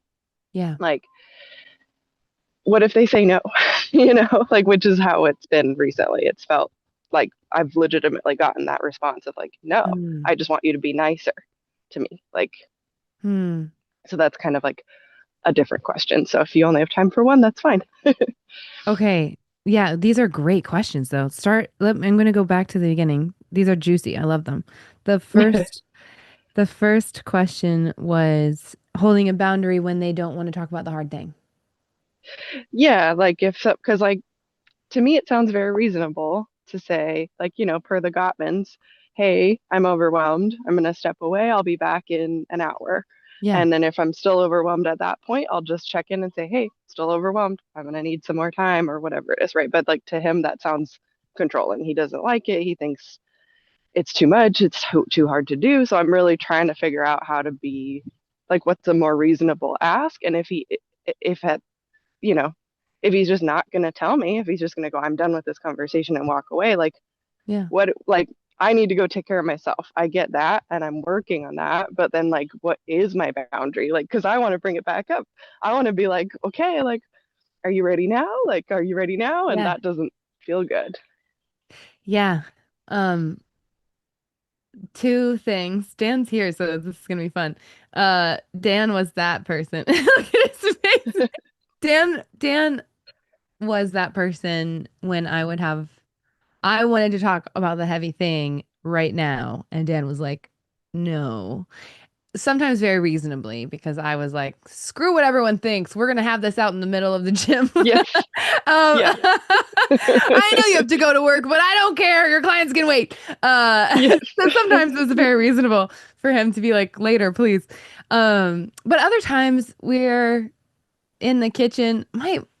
And some weird thing happens and I don't know why and I'm trying to figure out what's going on and he doesn't want to and I'm like, "Bruh, Right. just tell me. Are you mad or why are you mad?" Like I'm trying to get him to. So then I started to just say, "Oh, you don't know. When you do, I'd like to hear it. Until Mm. then, I'm going to." And then I go do whatever the thing is I'm going to do. Play with the kid in the living room or cook food or whatever. Like whatever I'm going to go do. However, old version, uh which worked really well because Dan used to take days to figure out what he felt. And when I Hmm. started doing that, he started taking hours and now he takes minutes. And I'm so pissed because I thought I'm so sick of having to be your therapist and your coach and I have to walk you through all of your emotions. And it turns out when I stopped doing that, he actually could figure out what he was Figured feeling. it out. Yeah. So giving him space really did help both of us and it helped his timeline. And I felt like I was being really caring and compassionate. It turns out I was being controlling. I was trying to control his timeline and get him to tell me Yeah. no. So that was step one. But step two is I would, oh no, hold on. A tech issue. Got it. I Step two was his sometimes he would be like, let me just see if this thing can be swept under the rug and we can just move on. So then he'd come and talk to me about camper vans or Yeah. the weather or the client he had today or whatever. And in the past, I would just feel really heartbroken and be like, okay, fine. And then I'd be really dull in that conversation, but I'd stick through it. And then I started saying, and I barely have to say this now, but I would go, I'm going to resent you if we talk about your cars or the clients or whatever. because I still feel really confused and upset about what happened earlier. So when you're ready to tell me what you felt about that, I'm so ready to listen. But until then, I can't have a conversation about something else. Yeah. That That's good. Yeah. That's exactly that what I've been doing. I like shut down. Like, oh, I don't want to talk about the groceries. Like, yeah. you know. And the thing I learned, because Dan and I talked about this, and I learned it's so dangerous. Having a conflict conversation for him felt so dangerous because it was gonna, the fear is there is, it's not likely we're going to resolve. What's going to happen is I'm going to get blamed and I'm going to be in trouble. And you just want to have this hard conversation so that I turn out to be the enemy and the villain and the bad guy. And then I apologize for how awful I am. And then we feel worse. So why would I want to have that conversation? I'd rather avoid it.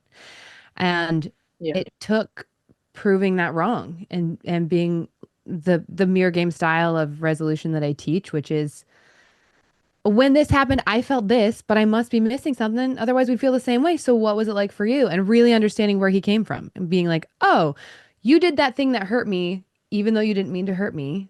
That makes sense that you did that thing. And still makes sense that I got hurt. So, how do we as a team not let this happen again? Because I know you didn't want to hurt me. You're not the bad guy.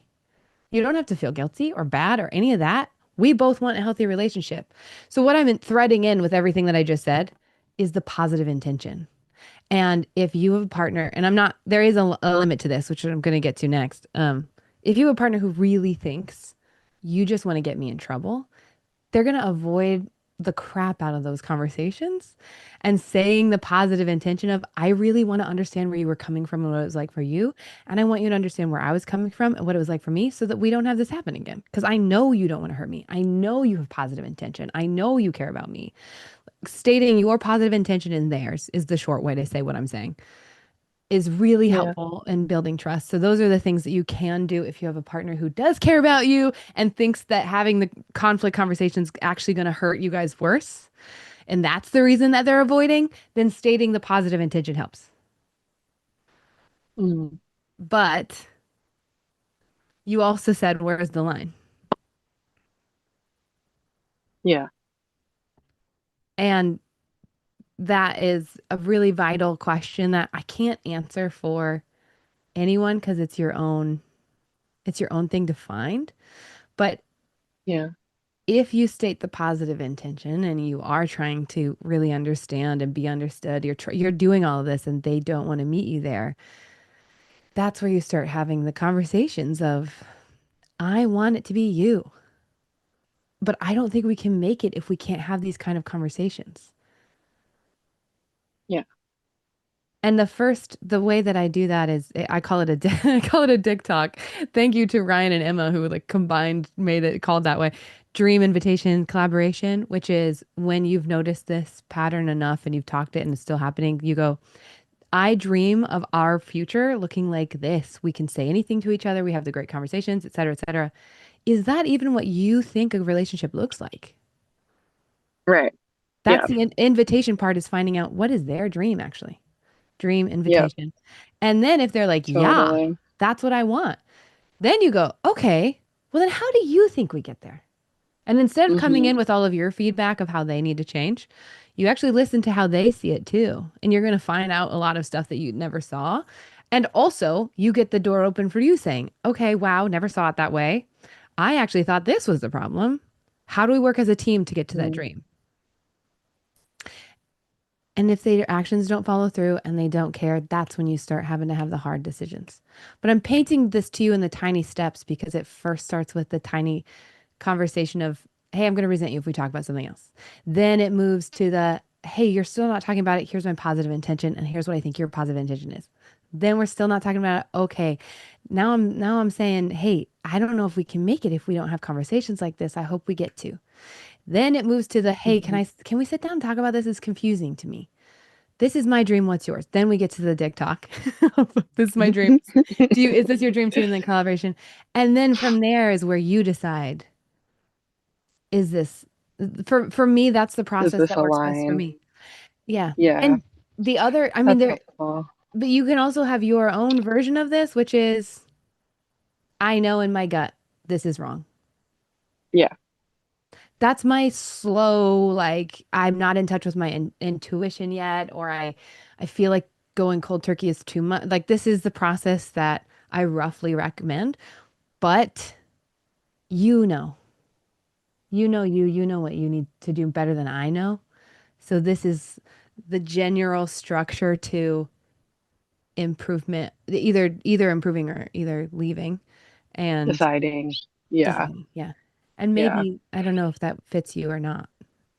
It does. It's very, very helpful. It's kind of like already what I was thinking of. I think a big part of me just wants to be like, I'm reasonable for asking for this. And, like I just want some, and like my therapist validates me. She's like, yeah, of course, like it's reasonable that you want somebody to say, hey, I'll be back in next time. But I'm stuck there. I've been kind of stuck there of like, well, this is reasonable and you're not meeting me there. And so like now we're just at Yeah. odds and it's not doing anything. So I'm like, okay, like what can I do? Like I can't control the other person. I can only control what I do. So like what can I do in that situation? So I think that's really helpful of being like, I'm gonna go take care of myself. And then if if he chooses not to bring it up, but he wants to talk about other stuff, which does happen, I didn't even really think about that. I can say, hey, like I'm not comfortable or I'm not feeling ready to talk about other stuff until we like go back to that conversation. And that feels Yeah. like an actual thing I can do rather than just sitting in it and being like Yeah. angry and resentful and like I'm gonna wait and like I'm gonna be the bigger person, but like internally I'm mad and like none of that's helping. Yeah. And then Yeah. I had to actually just written that down like, oh, I need to ask him like, is this how you see healthy, like a healthy relationship? This is how it would work for me, is Yeah. if we are able to have those small conversations and use the scene. I've brought him the scene method. He doesn't like using methods. He doesn't, that's like a whole nother thing. But Yeah. in the small conversations, hey, oh, I felt this way. I noticed I felt this way. Like, what's going on for you? Maybe I'm also missing that part of it, though, of like, Mm. I'm curious about you. Like, what's going on for you? I must have misunderstood you. I believe you have good intentions. So I Yeah. do think, because like right now, I kind of don't. Like, I'm over it. Like, I'm Yep. Yep. upset and I'm like Yep. tired and like it's been a lot of, you know. Yes. So maybe that's like the next part of like, okay, I'm owning my own reactions, taking care of myself, and then actually being curious because that's what I'm asking Yeah. of him. Yeah. And if I'm not, I'm just like, you gotta be curious about me. Then that's not helping anything. Relatable So though. Yeah. that is really helpful. And then also the like, yeah, is this how it feels to you? Is this what would feel good to you? Like, what would feel good to you? Is this, you Yeah. know, the dream? I like that conversation. The So TikTok. I do, yeah, thank you. That is really helpful. The TikTok, yeah.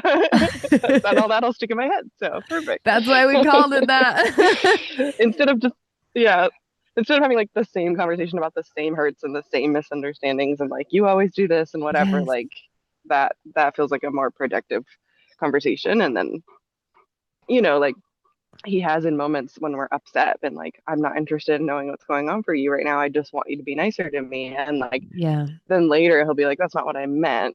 I was just upset. Mm. It's like, so then maybe if we can talk about this when we're not upset, like then I Yes. can actually ask, like, would Yes. that work for you? Because like that's what would work for me, Yeah. So thank you. Yeah. Yeah. Wow. You're very that's an impressive retention. You feel like you remembered everything that I said and then said it back to me, and I'm really impressed. That's so impressive. Wow, I'm so I'm an curious A to student. I'm know. always trying to do everything perfectly. That's another problem for me. Yeah, But pros and cons.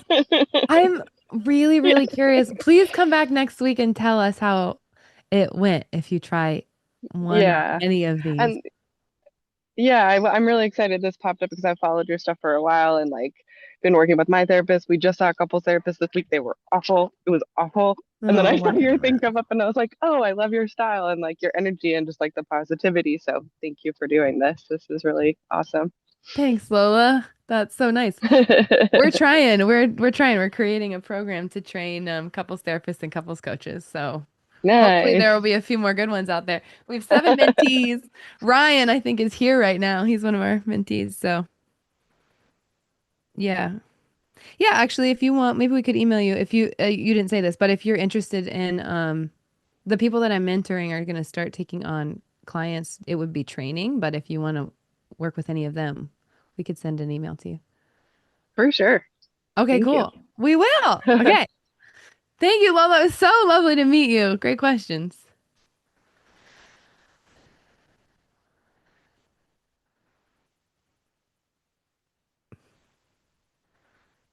Oh, Jen is in. Hi, Jen. All Oh, right. Jen's ready. We can tell them about the 14-day you would like to, and I would then we love can pull up our to. next person. And Yeah. see if there's anybody. And we're doing. We're sending them to Facebook. Do you want to see the page? Well, oh, okay. I was gonna send them directly to the link Yes. because then then it can be direct instead of getting lost. Yep. So you want me to wait a few minutes? No, I'm texting you right now Okay, get it excited, you guys. We've been thinking about this. I'm gonna see this. Should I talk about it while you text me? No, I already sent it. Oh, okay. Sharing screen, I'm not sure how that'll work with our live stream system, so I don't exactly want to do that. I'm not. Yeah, I won't. We can just. Which is not what you're asking. Yeah. And it doesn't have anything on it yet. Okay, so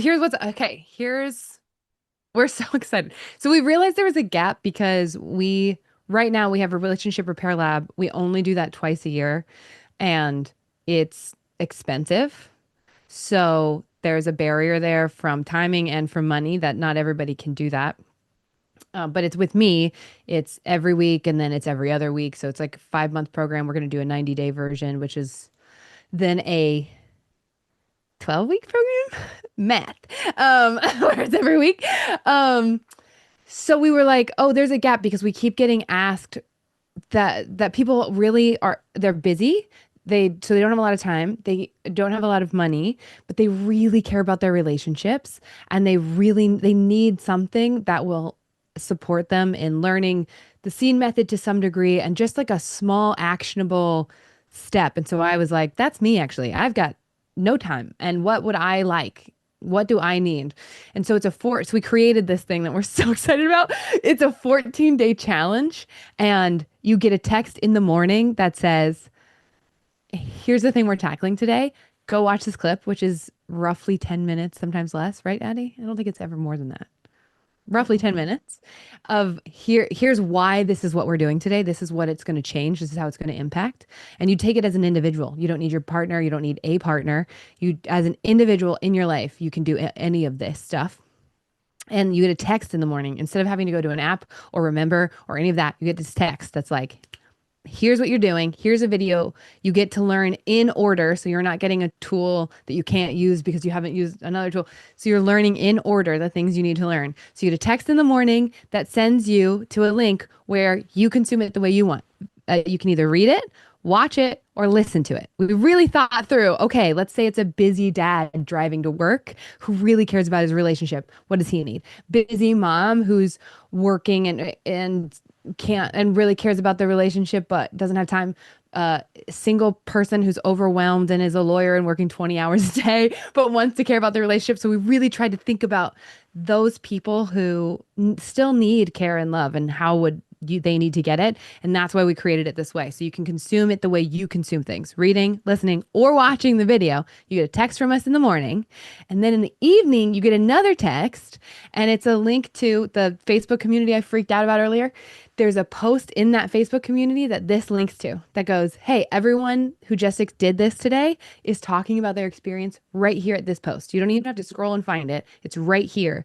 So that if you're busy and you don't have time, but you had a weird experience or a really exciting experience, you get to go talk about that.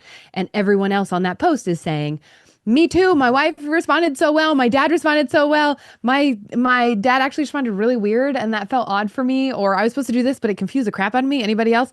And just like the rest of our community, no one comes in and says, here's what you should do. Everyone instead says, I've been there too. That's how it felt for me. That's so interesting. Tell me more. So it's this place where even if you only have 5 minutes, you can go and be like, oh, I'm not alone in this. Cool. So for 14 days, you get a text in the morning with a tool from me. And then in the evening, you get a link to this one specific post where everyone is talking about what happened in a really safe container. So even if you have no time, you don't feel so alone in trying to save the relationships in your life or get better at the relationships in your life. We are so excited about it. We are pouring so many hours into it. Addie, especially. Ryan did that first draft. Addie did the second draft. Now Addie and I are putting it, like, finalizing the edits. So it's starting our first round on Monday. We haven't publicized it. We have no ads about it because this is the beta version. So what we wanted to say to this community, the Good Morgan America community, because you're kind of perfect for this, is we would love to offer it to you at, I think, half off, right, Addie? So we're going to be More than selling, half off. what is it Because listed? it's going to be $50 for $50, and it is Oh, yeah. 197. It's one, yeah. So we're selling, yeah. So if you want it for $50 instead of $200, and you're open to being a beta person, we're still figuring so much out. But $50, then what? I just got lost because I was thinking about numbers, and that always does that to me. If you want it for that, then you can get it now. And we want your feedback. So and the reason that we're doing the steep discount is that we really want you to text back that number and be like, I hated this. I loved this.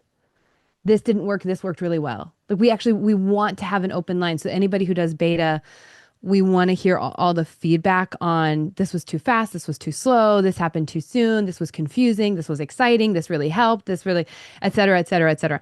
So if you want to be part of that beta group that helps make this better, we're giving a super steep discount, and it's only $50. It starts on Monday, and we want all of the feedback, and we want to do everything in our power to make this a world-changing product that helps people.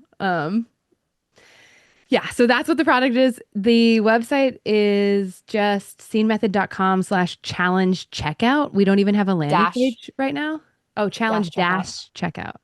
Scenemethod.com/challenge dash checkout. I should write that on a thing. So that's what we're doing. That's our really exciting thing that we're doing now. It would be so great to have you guys be part of it. We don't want to advertise it to anyone yet because we want it to go to people who are going to give us really good feedback first. And obviously, if you've ever been here, this is the best community on the freaking planet. So we would love it to be you who did this first. Hence the pricing. Okay, I'm writing this so that this is a unique product in that almost everything that we do is for couples, and this is for one person. If you and your partner both want to do it, you can both sign up. And we are doing this beta test for people who are excited about being part of the experimental round, who are excited about feedback, who are excited about scanning it and going, ooh, this didn't work. Ooh, this worked. You are knowing by being part of the beta group that we are testing. This is a test, and we want your feedback. So if you are excited about that, join us. Yeah. And if not, don't. This is a very low pressure situation. we just want people to help. And we want to help people. We want people to help us help people. Okay. We're so excited about it. This is going to be fun. Should we say the coupon code out loud? It expires. So it expires? Then okay. It expires. So anybody who's watching this right now could use it. Oh, great. On Instagram. That's great. The coupon code is beta, BETA 50.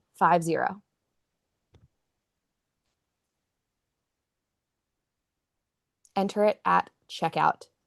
Screenshot this if you're on the other devices. You can screenshot this.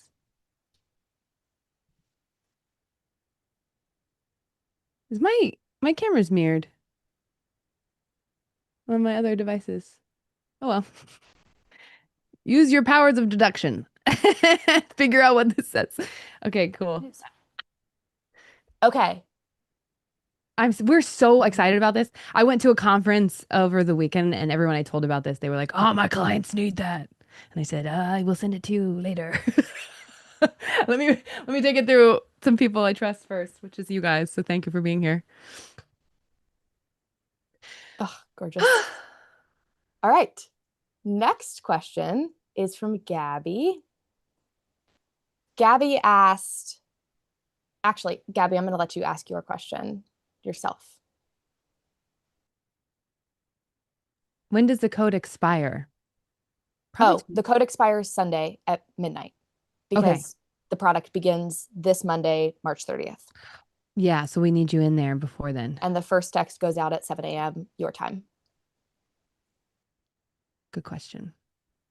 I'm so excited for you guys' feedback. It's going to be really helpful. Yay. Okay, Gabby. Hi, cutie. Hi, can you hear me okay? Yes. I'm gonna look it up because I can't remember exactly what I wrote. Take your time. I'm not in a rush. Thank you. So let me start by saying that I am a person who has a hard time establishing boundaries to begin with. Okay, so that's a challenge for me. A lot of the things that you have said kind of resonate with me. I'm someone who is a caretaker. Yeah. So I love taking care of people, Yeah. but that does deplete me. And but right now, my main question, or what I was one of the things that I'm struggling the most right now is so I have two children, an 11-year-old boy and a 7-year-old girl. And my boyfriend is living with me, and he's got a 12-year-old boy who comes back and forth every other week, basically. And I am having a really hard time establishing a relationship with him. So I have a few questions. I can understand a lot of the background. Like if I take a step back, he was a single dad for a long time. He worked shifts, not judging, but I understand that video games, phones were a good way of keeping him busy as he recovered from night shift or day shift or whatever was happening, right? I've raised my children very differently. They have tablets, but it's restricted. They have access to certain things, but they need to do their homework first or practice something else. So to me, it's very good when they get bored because then they have to use their imagination. And so our worlds have kind of crushed a little bit because I have when he comes home, I have a 12-year-old boy that is connected to the devices most of the time. And he's also 12, so he's starting those tween years. So I understand the factor, I understand the background. And I am a very emotional person, right? So when I met him, I've been with my boyfriend about 3 years. I was very nervous about meeting this little boy, right? And I love this little boy. We at first we were getting along really well. He loved spending time with my kids. It was all great. But when he came, now that he lives half the time here, now instead of being me and my two kids, it's me, my boyfriend, my two kids that come back and forth between my home and their dad. And then I have another kid, and my daughter has been putting away her own laundry since she was able to walk, and just be part of it because that's just how I've raised my children. And when it comes to asking for things or expectations of what his behavior should be here, we clash. We just, and I understand that, we're different, and I guess, and I'm sorry, it's just I have a lot in my mind, and that is putting a lot of stress in my relationship with my boyfriend. We're going through other stuff, so this is just adding more to the stressful part. I just feel that he has no respect for me at all. It's been going on for a while, and my boyfriend does talk to him and tell him he needs to listen. But again, he's 12. I know that this is the time where they are pushing boundaries. That's what they do because they're preteens. So I understand that part. But when we're in the moment, it becomes a power struggle. And I've let go of things to the point of when he's around, I honestly just ask the bare minimum from him, meaning just clean your plate, just do whatever it is that you're gonna do. And because I'm such an emotional person, I keep I kept getting hurt a lot Yeah. by his attitude and what he was doing and how he was treating me. And so I've decided to take a step back in order to protect my feelings and my own mental health. But that means that we don't really have a relationship at the moment more than hi, bye, how was your day? I'm a talker. I like to talk. I'm curious about my kids' day. How was your day? What was your favorite thing? And when he comes, I'll ask same things. And sometimes he'll answer sometimes and sometimes not. And his mom asked him, like, honestly, what was his issue or how did he feel or what were the things that he was struggling? He said I was overbearing and like I wouldn't give him a space. So I took a little bit more of a distance, but at the same time, I don't want to stop being me. Yeah. I mean, I have gotten mean looks just by saying, hey there, good morning. And I just get a mean look. So in order for me to avoid that in the morning, his mom picks him up and takes him to school. I just don't come downstairs because that's just safer for me. But it's not fair for a kid because I know that I'm the adult and I need to push for that connection, but I keep getting hurt. So then that's also affecting how my own kids are seeing it because my boy will say, why are you even going to ask him to help? He's not going to do it. And then my son ends up doing, like, if it's a chore for all three of them, it's my son, the one that does the most job or the most work, and things like that. So I'm very conflicted in how to do it. I'm very emotional about how hurt I am. Yeah. And right now, he's been really disrespectful, or he was disrespectful for there were two main incidents, about 3 weeks or a month ago. He was upset about something and I have hung his coat on the wall where I've asked him several times to put it. And he got mad at that I moved it and told me not to touch his things. And he just started yelling and told me to shut up. And so I kept my cool. It took a lot. And then I told his dad and the whole situation was addressed and he was told, that that's not acceptable, not only by my standards, by his dad's standards, even his mom's standards. Like his mama said to me, I am so sorry, this is not the boy I raised. Yeah. And so that was one incident. And then there was another one where we had an activity Sunday morning and we were going to take my 7-year-old girl, and we were going to leave the boys at home. But, things needed to get done. So my idea was to just kind of program the washing machine to just do the boys' sweatshirts and stuff. And so asking everybody to bring their laundry. And I said to him, go upstairs and get some stuff there on the floor so we can wash them right away or put them in the machine. And he never came back. And so when I went up and I texted him and I said, please do as you're told. Because that afternoon we had just had a conversation about the whole shut up incident and how if he doesn't do what he's told at certain times, he will get a consequence and things will be taken from him. And I texted him and I said, please come. Even if his excuse was that, well, those clothes didn't need it to be washed, I was going to wear them again tomorrow. But that was not the point. There was other stuff that I needed his help with. It's not the point. Yeah. And so when I went upstairs, I would say that the best of me got out as far as my emotions, because I just went upstairs and I said, just, he was being disrespectful and whatnot. And I asked him to give me his phone, and eventually like he wouldn't do it. And then I said, I'm just going to go get your dad. His dad was asleep on the couch. And he said, I'm just going to put it here. Like he finally said, fine, put it on the desk or the nightstand. I told him I was going to take it, and I did. And he started bawling. And then it's still, to me, that's a 12-year-old boy that's hurt. So he's handling a lot. I came downstairs and I woke up his dad. He went upstairs. His dad supported me. He's like, You were just told about this. But he got so mad, he started throwing things at the wall, at the door, and he was really angry. And so since that time, he's only been here for about 3 days. That was 2 weeks ago, give or take. And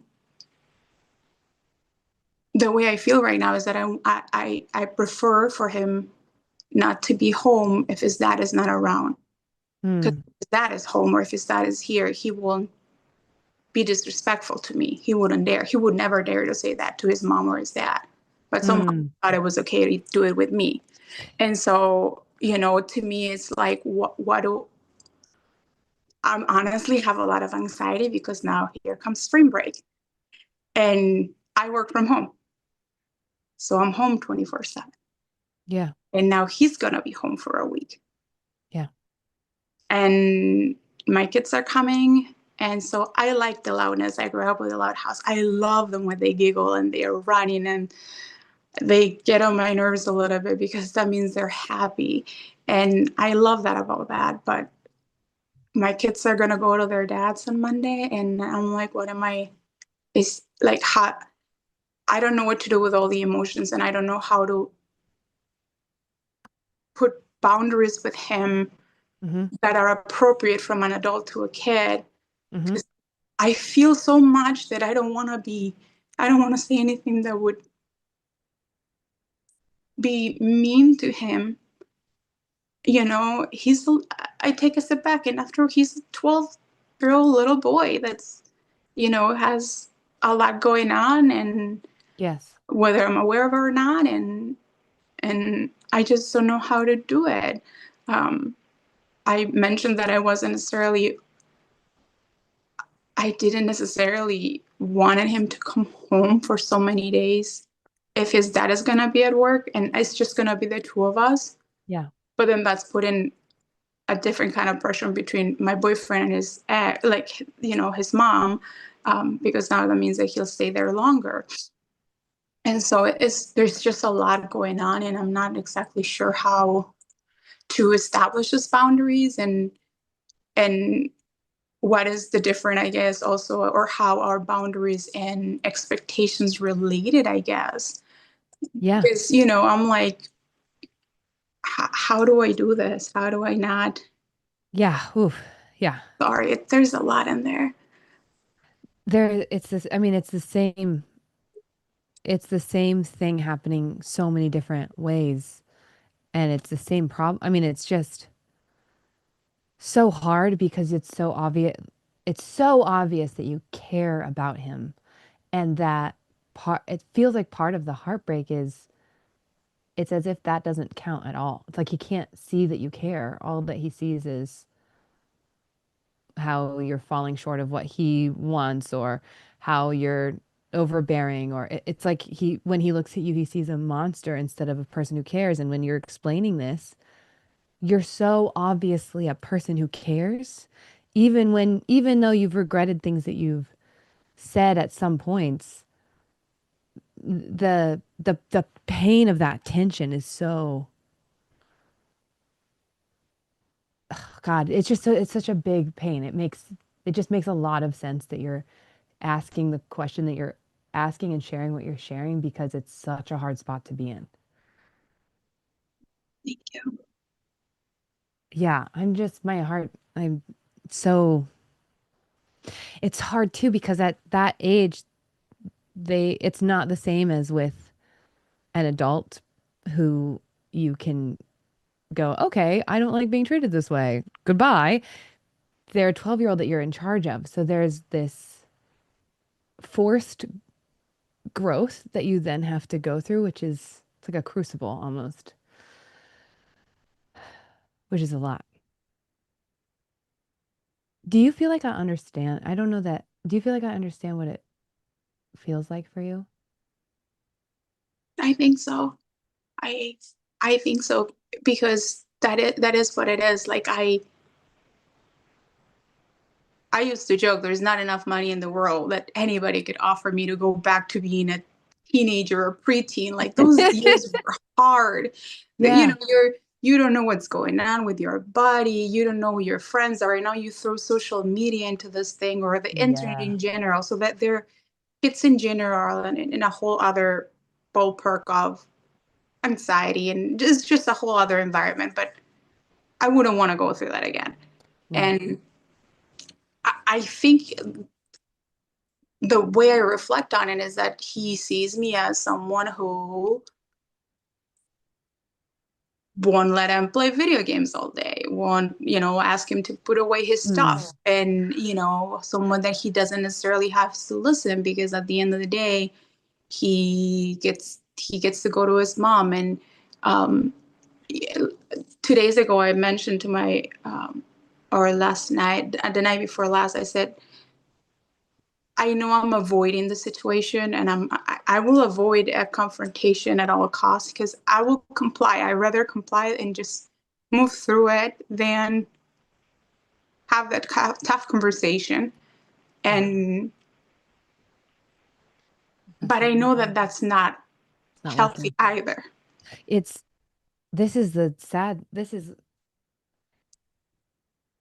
I don't want to sound harsh on him, because I'm not being harsh on him. At that age especially, we're not developed enough. And when somebody avoids conflict and we are in pain or don't like what they're doing, we then start to bully them. And we don't want to be a bully. We don't want to be the bad guy in the story. So then what I need to do, if I'm the 12-year-old who's being mean to you, I need to make you deserve it. So all the stuff he's saying about you might not be true.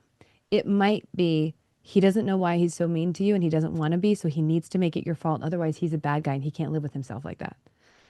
That's how bullies and eventually and abusers, I'm not calling him an abuser, I'm just explaining the thought process. That's how that happens, is that it has to be your fault that I'm hurting you. Otherwise, I'm evil and I can't live with that. And how we separate this is going to sound simple. I get that it's hard, especially if you don't like conflict. So I've started to write it out, and then I was like, let me just write it out to you, with you. The thing that I say in situations like this, and I teach people to say in the situation like this, is your feelings make sense and are valid. The way you're treating me because of those feelings, I won't accept. When you're ready to talk to me about your feelings, I actually really want to know, because I don't want you to have to feel this way again. But the thing you're doing, no, we don't do that. And then that's how you hold a boundary when somebody is throwing shit, yelling at you, saying it's your fault or you're overbearing or whatever. That the way we hold that boundary is the feeling under what you're saying makes sense. It makes sense that you're angry. I actually want to hear about it. But the way you're treating me because of that anger, I don't accept. So I'm going to go to my room. I'll check back in 15 minutes. Or I'm going to take your phone and we'll check back in when you've regulated or when you're able to talk to me about this. I really want to know the pain under that anger when you're ready to tell me.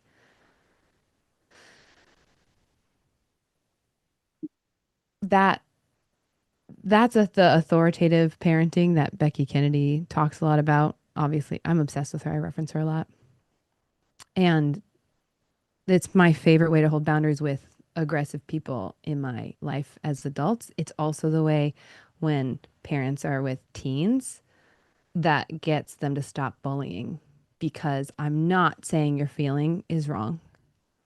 I'm saying I don't accept being yelled at. I don't accept it makes them, if I'm waiting for them to respect me, it won't happen until I respect me. And the way that I prove that is by saying, I don't accept that. Your feelings are valid and I want to hear about them. And you, Gabby, seems so good at that.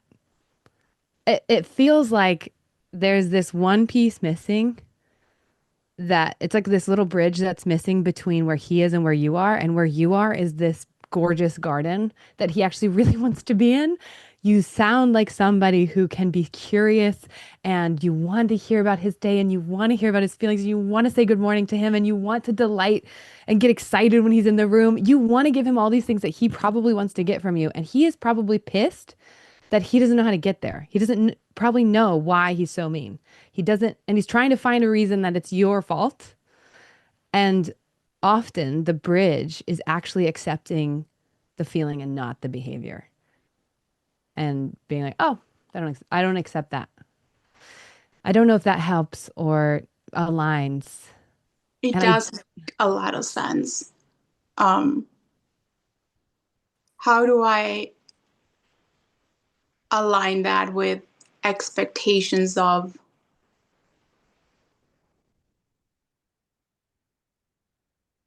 like I was trying to say, like the I don't know, like I would say, just pick up after yourself or chores, like chores and stuff like that. Mhm. That it's the same, it's really similar. So you not wanting to do this is valid.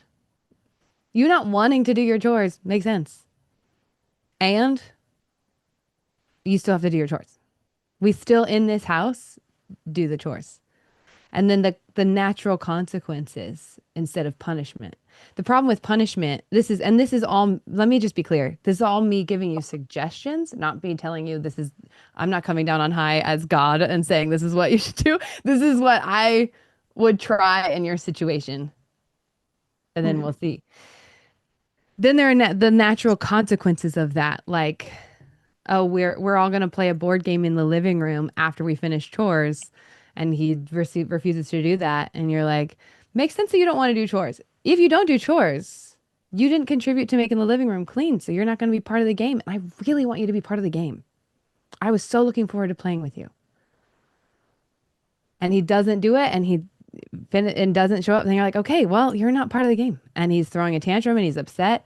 It makes sense that you're upset. When you didn't do the chores, you didn't get to play the game. It makes sense that you're upset and you still can't play the game. When you want to talk about the feelings more, I'm down. But right now, I'm playing the game. It's the natural consequence instead of a punishment so that it's not like, so he has an end goal. Chores have an end goal of what this does. And obviously, which I feel like you probably already do, the positive reinforcement of when something good happens, you make them part of the team. I feel like you're probably. I honestly am not the best at it. And I mean, there is this parenting class that has been going at the library about conscious discipline that and say the more you, and it makes sense, the more you, what is it? The more you basically positive reinforcement, the more you mention, the more you get out of. So if you just focus on the positive, you get more positive than how your brain doesn't process the word no. Yeah. And just hear don't scream. So instead of saying don't scream, you can say, let's use our indoor voice. So go the other way. Yeah. I know I need to be better at it. And I went online and I printed a bunch of words I can use because I'm also trying to steer away from I love my parents, but I know that, I wish they would have done things differently, but sometimes I open my mouth and it's my mom or my dad, right? Yeah. Or their expectations. And so not to judge and not to say that, good job, but rather that's a great effort or you did it and just acknowledging the action. And I try to, I think I'm just really hurt. Yeah. And I don't know how to deal with this hurt feeling because there is really I don't think there's ever really been a repair to it. No. And he doesn't have the capacity or the respect right now to repair. It doesn't sound like. I just need to let go then of that. And I don't know how. Because it makes sense. You're absolutely right. He doesn't have the capacity to do it. He's 12.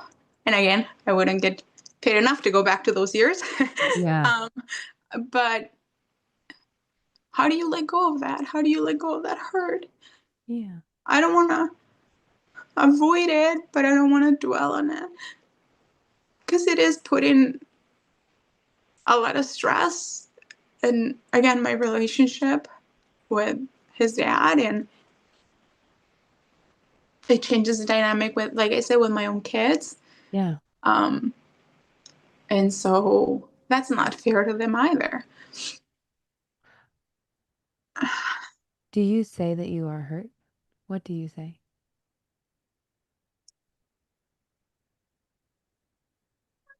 I've expressed to him that his behavior has hurt my feelings. I have said that. That I love them, and then I want him to be okay here, that this is his home. Yeah. But he feels like it goes one ear and then goes the other one. That's the feeling. But then I'm going back to what you just said. He's got so many emotions going on that he doesn't know why he gets mad. He just knows that it has to be me, because he can't be a mean person. Yeah. He needs it to be you. Mm-hmm. I wonder what would happen if, when something he says hurts you, you say you're feeling the same thing I said before. The way you're feeling makes so much sense. The way you're treating me hurt. So I'm gonna go take care of myself. I'm gonna go because I want to be a kind person. And I can't be right now because I feel really hurt by what you just did. I'll be back. And then you can say whatever the consequence is, or whatever's like whatever it means to not accept the behavior, depending on the situation. Modeling that caring for your own hurt doesn't make you wallow in it. What makes us wallow in a feeling is trying to figure out what if we should feel it, or why we deserve to feel it, or defending our right to feel it. So wallowing in a feeling doesn't look like, oh, I'm so sad, and then I sob. Wallowing in it is being sad and sobbing, and while sobbing thinking, I shouldn't be sad. Maybe I should stop being sad. How do I stop being sad? God, I shouldn't be this upset. What's wrong with me? Oh, that's what actually creates wallowing, because you're resisting it. What makes you move through it is that hurt. I'm so sad. I'm going to care. I'm going to care for that. I'm going to get a hug from my partner. I'm going to lay on the floor. If you were here earlier, I'm going to lay on the floor and look at the ceiling and just be sad for a while. It will pass. Feelings are called emotions for a really good reason. They are meant to be in motion. And so if you feel hurt and you go, I feel hurt and I'm going to be mean back to you right now, and I want to be kind. I'm going to be back. I just need to go take care of myself for a second. And you go lie on the floor with your sad or whatever. And it's not justifying it. It's not defending it. It's just like imagining laying next to your little you that's sad on the floor, or whatever your version of that is. Breathing and then coming back and going, okay, your feelings make sense. How you treated me because of them, I don't accept. So here's what we're doing next. Here's how we're going to interact now. Here's whatever's happening. And I want to hear about your feelings when you're ready to tell me about them. Instead of throw them at me, but tell me about them. That's going to earn respect. And even if he isn't respecting you, that's you respecting you so deeply. That's what I would recommend, but I don't know how that will actually go in your life. Yeah, but what happens if if a situation happens where something like that comes and I ask that and that conversation doesn't happen? Let's say if he doesn't, let's say he goes into his room and he cries or whatever happens, and I said, I want to hear about it when you're ready. And he just, let's say it's later in the day, and he just falls asleep, and then the next morning comes and he wakes up and he doesn't remember or he moved on He from remembers. He did not move Well, on, and he does remember, but he won't but initiate. A 12-year-old won't initiate that. correct. But how I guess this is a very, how would you phrase it? How would you start, let's say, the next morning a conversation like that? Because at that point, I can feel that I would still be hurt. And I don't want to sound mean. I don't want to say, I don't want to walk on eggshells. I don't want to say the wrong thing. I don't want to feel like I'm holding a grudge either. Yeah. But how do you say just, hey, about last night, do you want to share or I would like you to share with me, because you can always say no or just walk away. But Yeah. you know what I mean? Like the tension will still be there until the elephant in the room, I guess, is addressed. This is where I love when blank happened, I felt blank, but I must be missing something. That whole pattern. Okay. I would also use I would use an even though statement because it's a little more direct, which Okay. is even though I feel hurt, I'm still really curious and care about what you were feeling because I think it was valid and I don't know why. Even though I'm hurt by your action and I don't want your action to happen again, I really care about what you were feeling and I want to understand what you were feeling in that moment. Are you open to telling me? And the answer will be no the first few times you say it. The fact that you asked is huge. Okay. But this one's my favorite. I use this all the time. Mm-hmm. And the thing I would change about this with him is I would say, what were you feeling instead of where were you coming from? When blank happened, I felt blank. But I'm missing something about your experience. What were you feeling? And if you genuinely are curious and you're wanting to know what he's feeling, eventually he might say yes. And if he doesn't, you both know you always asked. It's a start. Yeah. Thank you.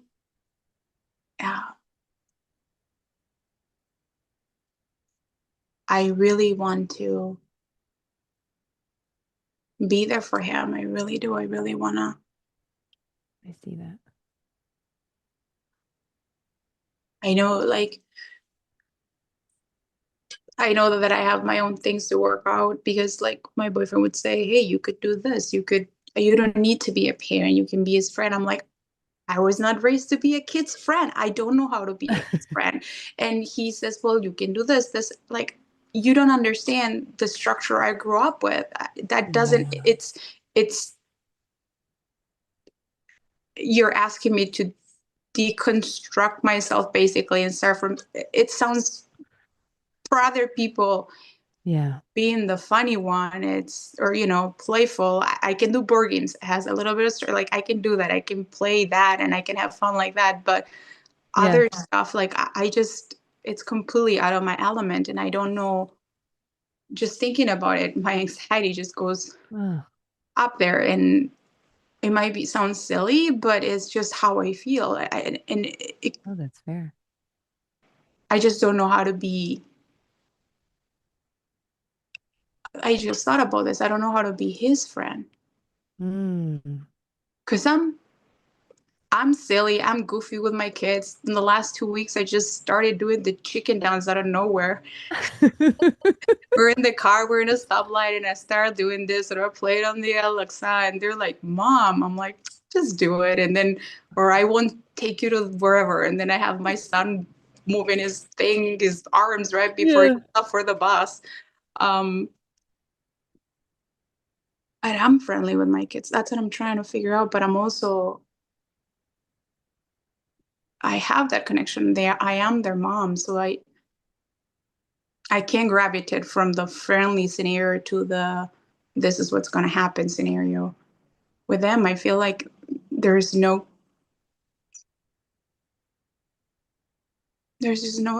connection is not there. So he doesn't have to love me. He doesn't have to care for me. Oh, I don't think that's what's happening.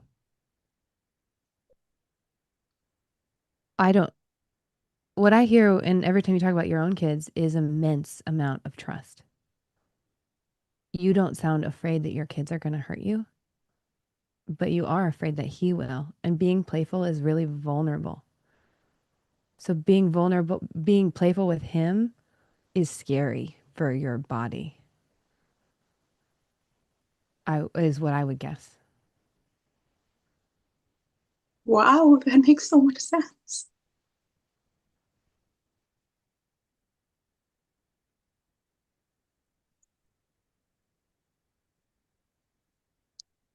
This is where that head emoji with the explosion goes.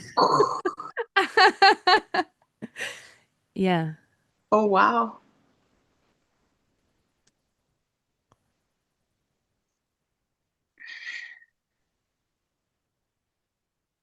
That's a lot of information. It's like my Pandora box is open. Oh my gosh. Ooh, that is why setting the boundary of your feelings makes sense to me, but how you're treating me, I don't accept. And then you go take care of your hurt. That will help you be playful because him hurting you will no longer have as much weight because you go care for yourself and you set a boundary.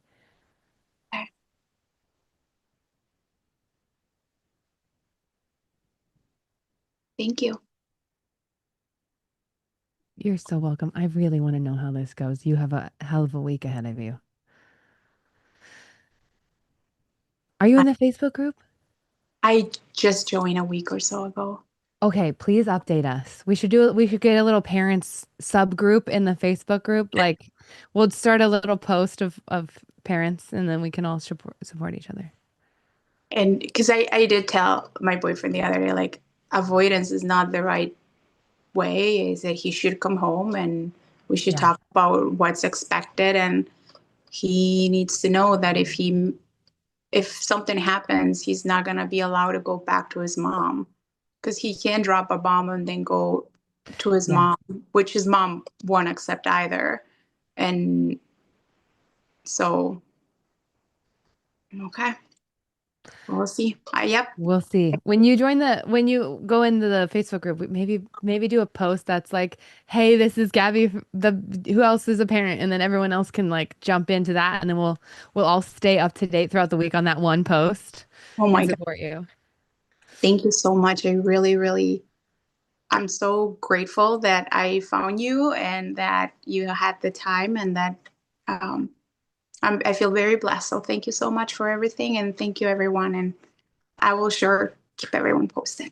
Thank you so much, Gabby. Show Gabby some love. Thank you.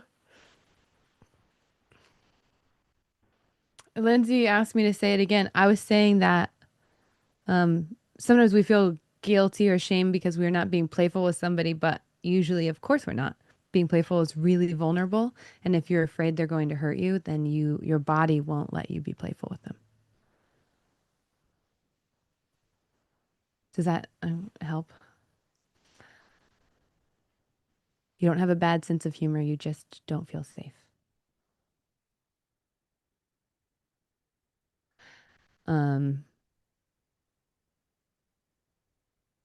Yeah. Next Okay. last person probably, given my track record. Probably. I kind of want to write down, you don't have a bad sense of humor, you just don't feel safe. Yeah. Yeah, and sometimes that's because of the other person, and sometimes that's because of your trauma. Depends. All right. Our most likely last question is she here? Either she has the same name as somebody that I know, or I'm really excited and it's somebody that I know. I'm excited either way, to be fair. Go. Sorry. Is it Diana is coming up? Yeah. Okay. Where is she? Wait. It is! Oh my God! Hi! Hello! Hey. Oh my God! Hi! I saw your name in the chat and I was like, no way. Aw. I'm so happy to see you. You have no idea. This is a powerhouse of a woman, you guys. Thank you so much. Thank you so much for bringing me on. I've missed you. Ditto. I met Diana before I had my baby. This is so fun. Okay. Yeah. Hi. Yeah. I'm engaged now. Okay. Yeah. I thought today's call was especially important for me to get on because, as you remember, even then, uh, I've had challenges with setting boundaries. And I know when we met, I was struggling because similar to what's happening now with my daughter, I I over empathize with the other person's experience, and then I am either inconsistent or don't set the boundary at all. And then when I do it in this angry way because it's the only way I know how to, like, it just comes up so big and I don't know what else to do about it. And I have this challenge in like all my relationships. So it's, my fiance, my daughter, my parents, like, Yeah. and right now, we're getting married in August, and it's end of March, which is about the time that we last had seen my husband before he passed, Mm. 6 years ago. And so it's also the year that my daughter is really feeling her birthday because he passed 5 days before her fifth birthday. And so this is her 11th birthday, which means she'll Oh, be alive more years without him than with yeah. him. And and so this happened a lot too when he had first passed, in that like I feel for her so much, and I understand like she really needs all the extra time with mom. She needs to feel cared for by mom. She needs to feel connected to mom. And he also, the way he passed was one day, after being sick for about a week, after dinner, I put her to bed, and then my husband and I spoke and decided that his symptoms had gotten so bad that he needed to go to the hospital. Mm. And so he was having trouble breathing at that point. And so my daughter woke up to, we thought he was just going to go, they were going to take care of him, and he was going to come home. But my daughter woke up to him being gone. Ugh. And so he was in the hospital for like 3 weeks. He ended up on a ventilator and then died of COVID. And so, like, nighttime has always been like really challenging. Mm. And Mm. now, with it being the season and with the wedding coming up, she's feeling a lot of Yeah. um, just like she's having dreams too. This morning, she woke me up saying that she dreamt that um, somebody had killed me at the airport. And so, like, Ugh. it's just like a lot because I end up falling asleep with her in her bed, getting no sleep, like waking up in the middle of the night, trying to get to my bed. Yeah. And it's such an example of, even then, when like we had challenges around like what I was comfortable with in relationship as far as female friendships go. I think you remember that I do. probably. And so even then it was like he would tell me like, I am a good friend. This is important to me. I want to have these friendships, blah, blah, blah. And I like, in the internal struggle I always feel is like I want to empathize with this person that needs something. Yeah. And I know too that, for example, I'm not sleeping. She's going to be 11. She needs to at some point make her way, out of the bed because my fiance is gonna make it into my bed. And so like I just don't, and my Mm. parents too, like they used to use this against me. And eventually what happened, so like they would guilt trip me into doing things that I wasn't comfortable with, like Mm. driving home in the middle of a snowstorm or something like that because they Yeah. needed to see me. Yeah. And eventually the only way I knew how to set that boundary is like I had to get angry. Like, I can't believe Mm. you would want me to drive in the snowstorm. Like, how Yeah. can you not, see that this is bad? And like it would become that. And then with my fiance, if you remember, it's like it's a similar dynamic that ended up happening even there. And Yes. so I don't know if it's like in the mornings I can't get her to school on time, and the school's like, still not, you have this many tardies and da da da. And I get that she's having a hard time, and I try to move her through it, and I try Yeah. to get her, to bed early. She can't get a good sleep, so she wakes up late. Like it's like I know a lot, and yet I don't know if it's the feeling that makes it all difficult, or it's just that I've never seen it modeled for me. Like, Mm. so Okay. as I hear you, right, the things that I I wrote a think I card for can you. apply. Oh, thanks. I wrote this is my shorthand. Oh, I can't see. Oh, here we go. It makes sense that Feel. you I feel started it with an E and then had to it's squeeze in an blurry. F. It makes sense that you feel I'm still choosing to. Right, which I can't say that. Okay. Well, well, that's your real work. That's it. How do we get you to the place? It's how do you get to the place that you can say that? I don't know. So it's Them feeling bad does not mean you failed. It just means they feel bad.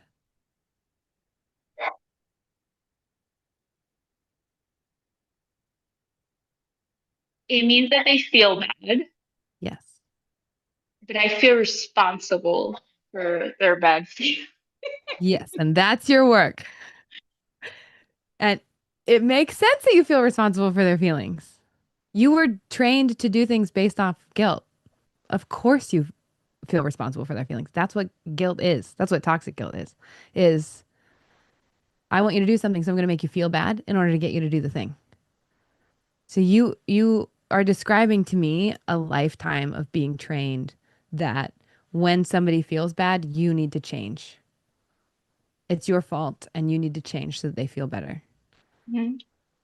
Which then means anytime somebody feels bad around you, now you have to do so much work to make them feel better. And your whole life goes on pause and your needs and your feelings go on pause until they feel better again, which is exhausting. Mhm.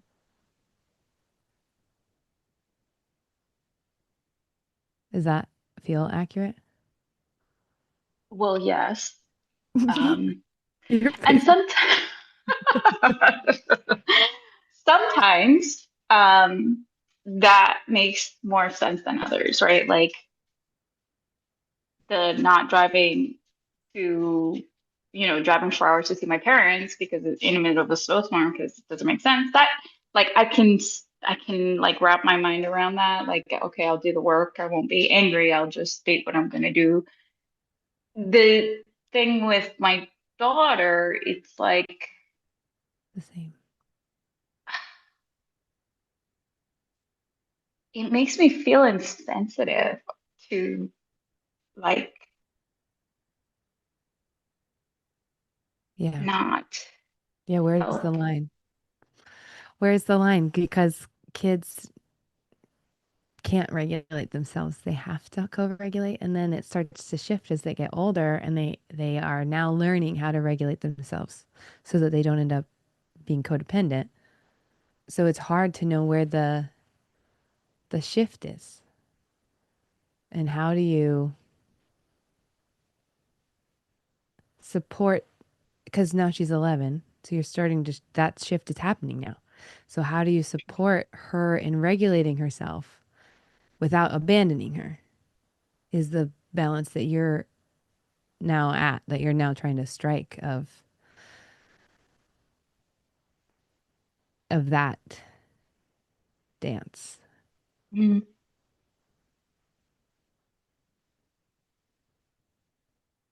Hmm. How does she regulate herself already? Does she have any of those tools?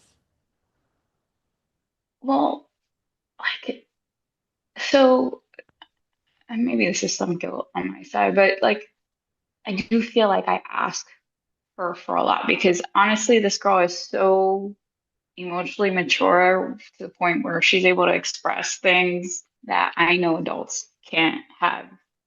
Like a lot of adults that don't have that self-awareness and can Oh, cool. vulnerably express. It's very cool because I feel like, all the work um, is paying off because I didn't have anything like that growing up. Um, Yeah. and so and she does do a lot to like I've seen her improvement in a big way where we went from like she hitting and screaming and calling me Mhm. names where and I do what you say.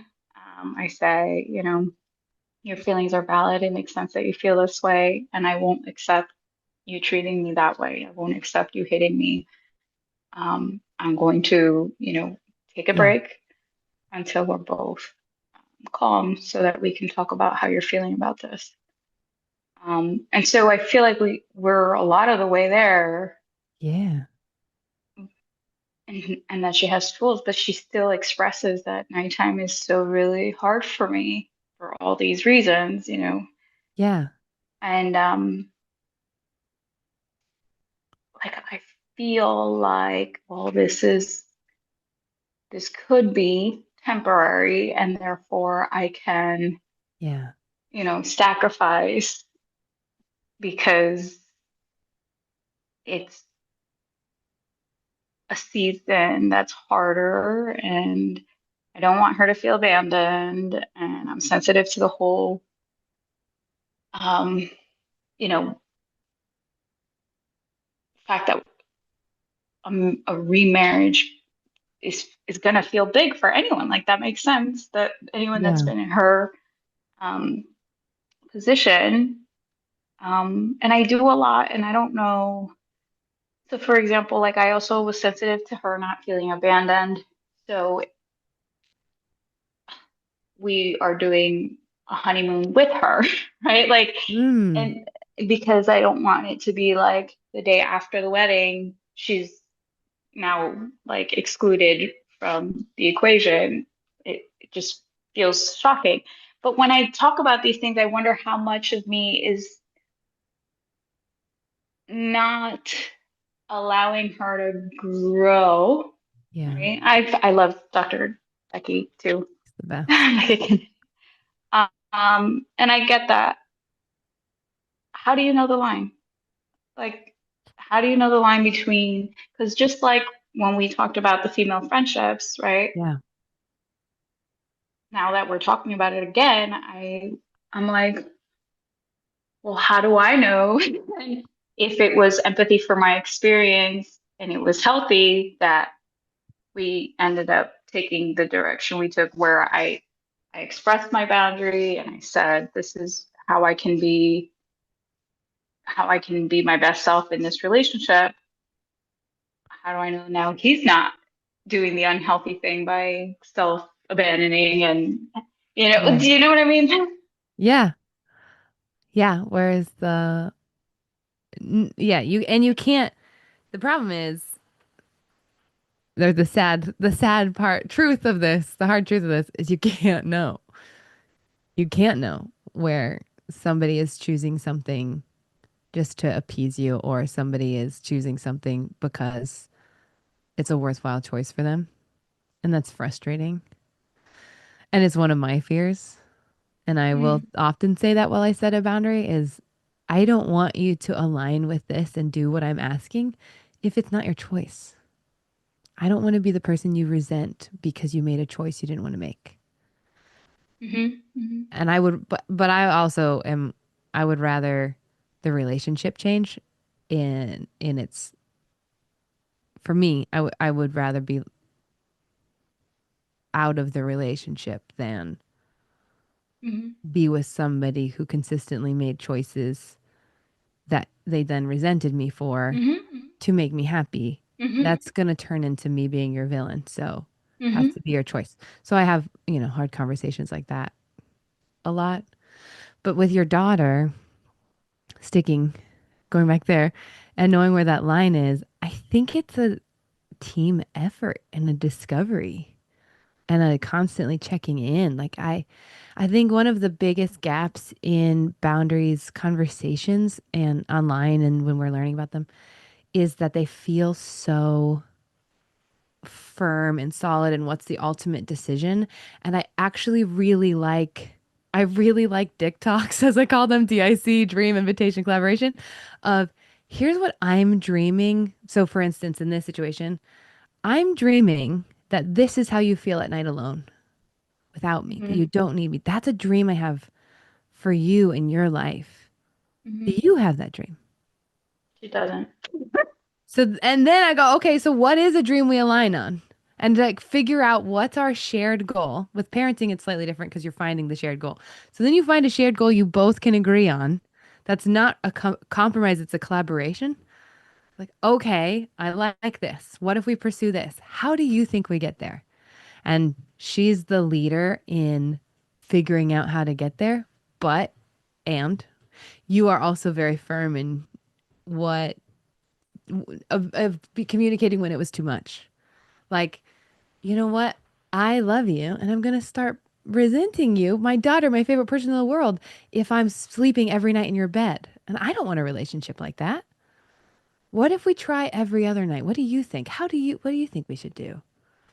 That including them, but you're still making the decisions is this, you're at such a weird limbo age where you start to Mm. shift and you're helping them start to regulate themselves and lead their own stuff, but at the same time they don't have a lot of knowledge, they don't have a lot of experience, so most of it's going to be failing, trying something and going that didn't work, and getting scared because they're learning how to hold boundaries, she's learning how to hold boundaries, she's learning how to regulate herself, she's learning it's, and then you're there to help with the failing. But I think if I, although you said she doesn't, so I don't know, maybe you've already had that conversation, but having a conversation Yeah, we with her, did. I don't Her know that dream she, is that she gets to sleep in my bed. that's so cute. I don't think she knows what it costs her then. No, but Meaning, I don't think she knows how it makes you feel. Like if you're mhm. going to start resenting your daughter because you're sleeping in the same bed every night, she does not want a mom who resents her. So see, this is where it's tricky because then I start to feel like resentment is my it's my responsibility not to be resentful. Do you know what Yeah, I but mean? it's not your responsibility to squash the emotion. It's your responsibility to listen to what causes it and honor that. Like you can't get rid of resentment by saying I shouldn't be resentful so I won't be. That's not how that works. We get resentful for really good reasons. Like it comes up because you have a need you are not honoring, and so we resent the person who's getting in the way of us honoring that need. And that is us. That is, I mean, I've done this a million times. And that's me dooming a person who loves me to being a person who hurts me because I wanted to be the good person and I just decided I shouldn't be resentful. So I'll do the thing anyway. And that's what causes you to finally set a boundary, but it's angry, is because I've been building resentment forever by being a good person. And now I'm not doing it anymore. And they're like, whoa, what the heck? You chose to do this. And I am a Mm. huge proponent for as soon as you notice, oh, this is starting to cause resentment for me. You've done nothing wrong. Person who wants my daughter who wants me to sleep in your bed every night. And I don't want to silently build up resentment towards you because I'm not getting to spend time with my fiance and I'm not sleeping in my own bed. I want to have a relationship that's like fun and electric and we're besties or whatever you want your relationship to be like. I'm filling in the blank. And this is getting in the way, actually. But I know it's really important to you, and I love it, just not this much. I don't love it to do it this often. So what if we start making it special? Because I don't want to come in here grumbling and angry. Because if we keep doing this in 2 weeks' time, I'll probably be angry laying next to you, and you don't like it when mom's angry, and I don't want to get there. This is how, like, that's how you honor. Yeah. So I've done versions of this where at some point we said, okay, mom would, and actually as I'm talking, I'm like, okay, well, maybe we just need to revisit it because we were saying mom would spend one special night with you a month. And then it got to be March, and then every night she'd be like, "Mom, can I really sleep with you? Mom, can I really sleep with you? Can I sleep with you Yeah. again?" And so it was like, oh, I thought we like had it down and we were happy with this and we were doing it. Then we push the line. Yeah. And then I agreed to once, I agreed to twice, and now we're like doing this every night. And I don't know what happened. And now she doesn't want to go back, Yeah. you know? Um, so yeah, that I think that's where it starts. It's like that slippery slope. And that's why I said it's the consistency with boundaries. It's like, Mm-hmm. oh, okay, we came to an agreement. I set a boundary. We both said we would do it. And then the ask comes up and then it's like, oh yeah, I understand you need me. Okay. And then okay, okay, okay. And now we're back to the boundary doesn't exist again. And and so it's like, I guess just having the conversation again. Yeah. And taking ownership for you crossed it. Like you said you would not do this and you've been doing it. And it's causing the thing you didn't want it to cause, which was how you're now feeling. And you don't want to feel Hmm. this way with her because Hmm. you love her, you're close to her, she's your favorite person, all of that stuff. And Hmm. this is getting in the way of that. I know it seems Hmm. like it's helping. It's not. It's hurting. Like you saying that to her. Not I know Hmm. you know that. I'm being you. Um and she might not get it, and that's okay too. It's Uh, hard, but She's like, I promise I won't, I won't move around and we could do it in your bed and I'll give you all the options, please. negotiator. She sounds Yeah. like me. No, I was that kid. Yeah. I'm such a physical touch person. I'm like, can somebody touch me at all times? I'm not meant. I mean, and there's also sleeping alone sucks. So I Yeah. also get it. I also Yeah. get it.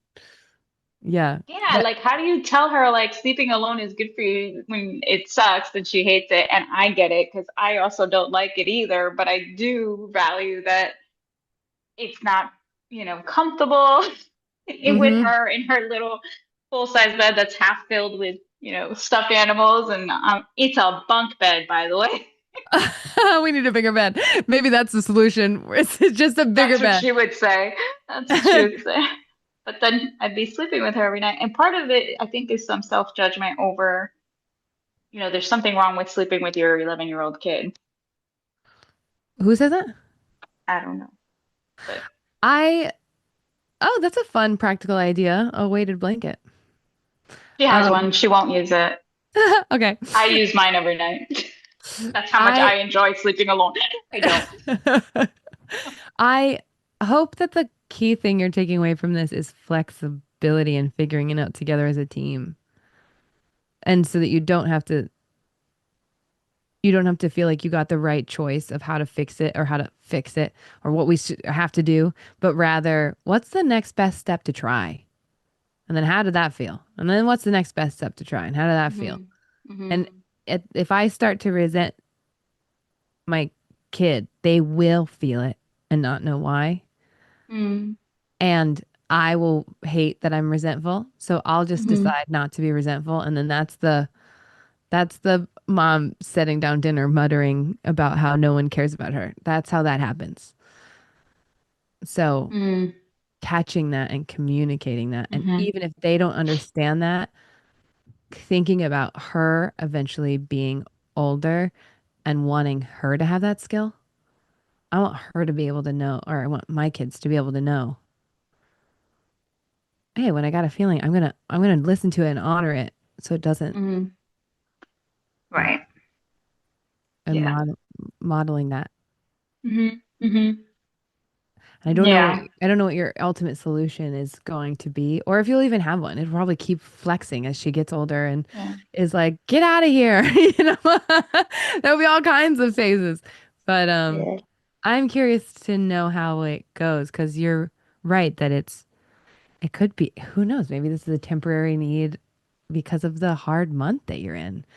And Hmm. that's okay. Like, no, in your whole story, no one has done a single thing wrong. Everyone involved in this story has so much love. You have so much love for her. She has so much love for you. You and your fiance processing through this together. It's so many well-intentioned parties really trying to do the best thing and care for each other. And that's so beautiful.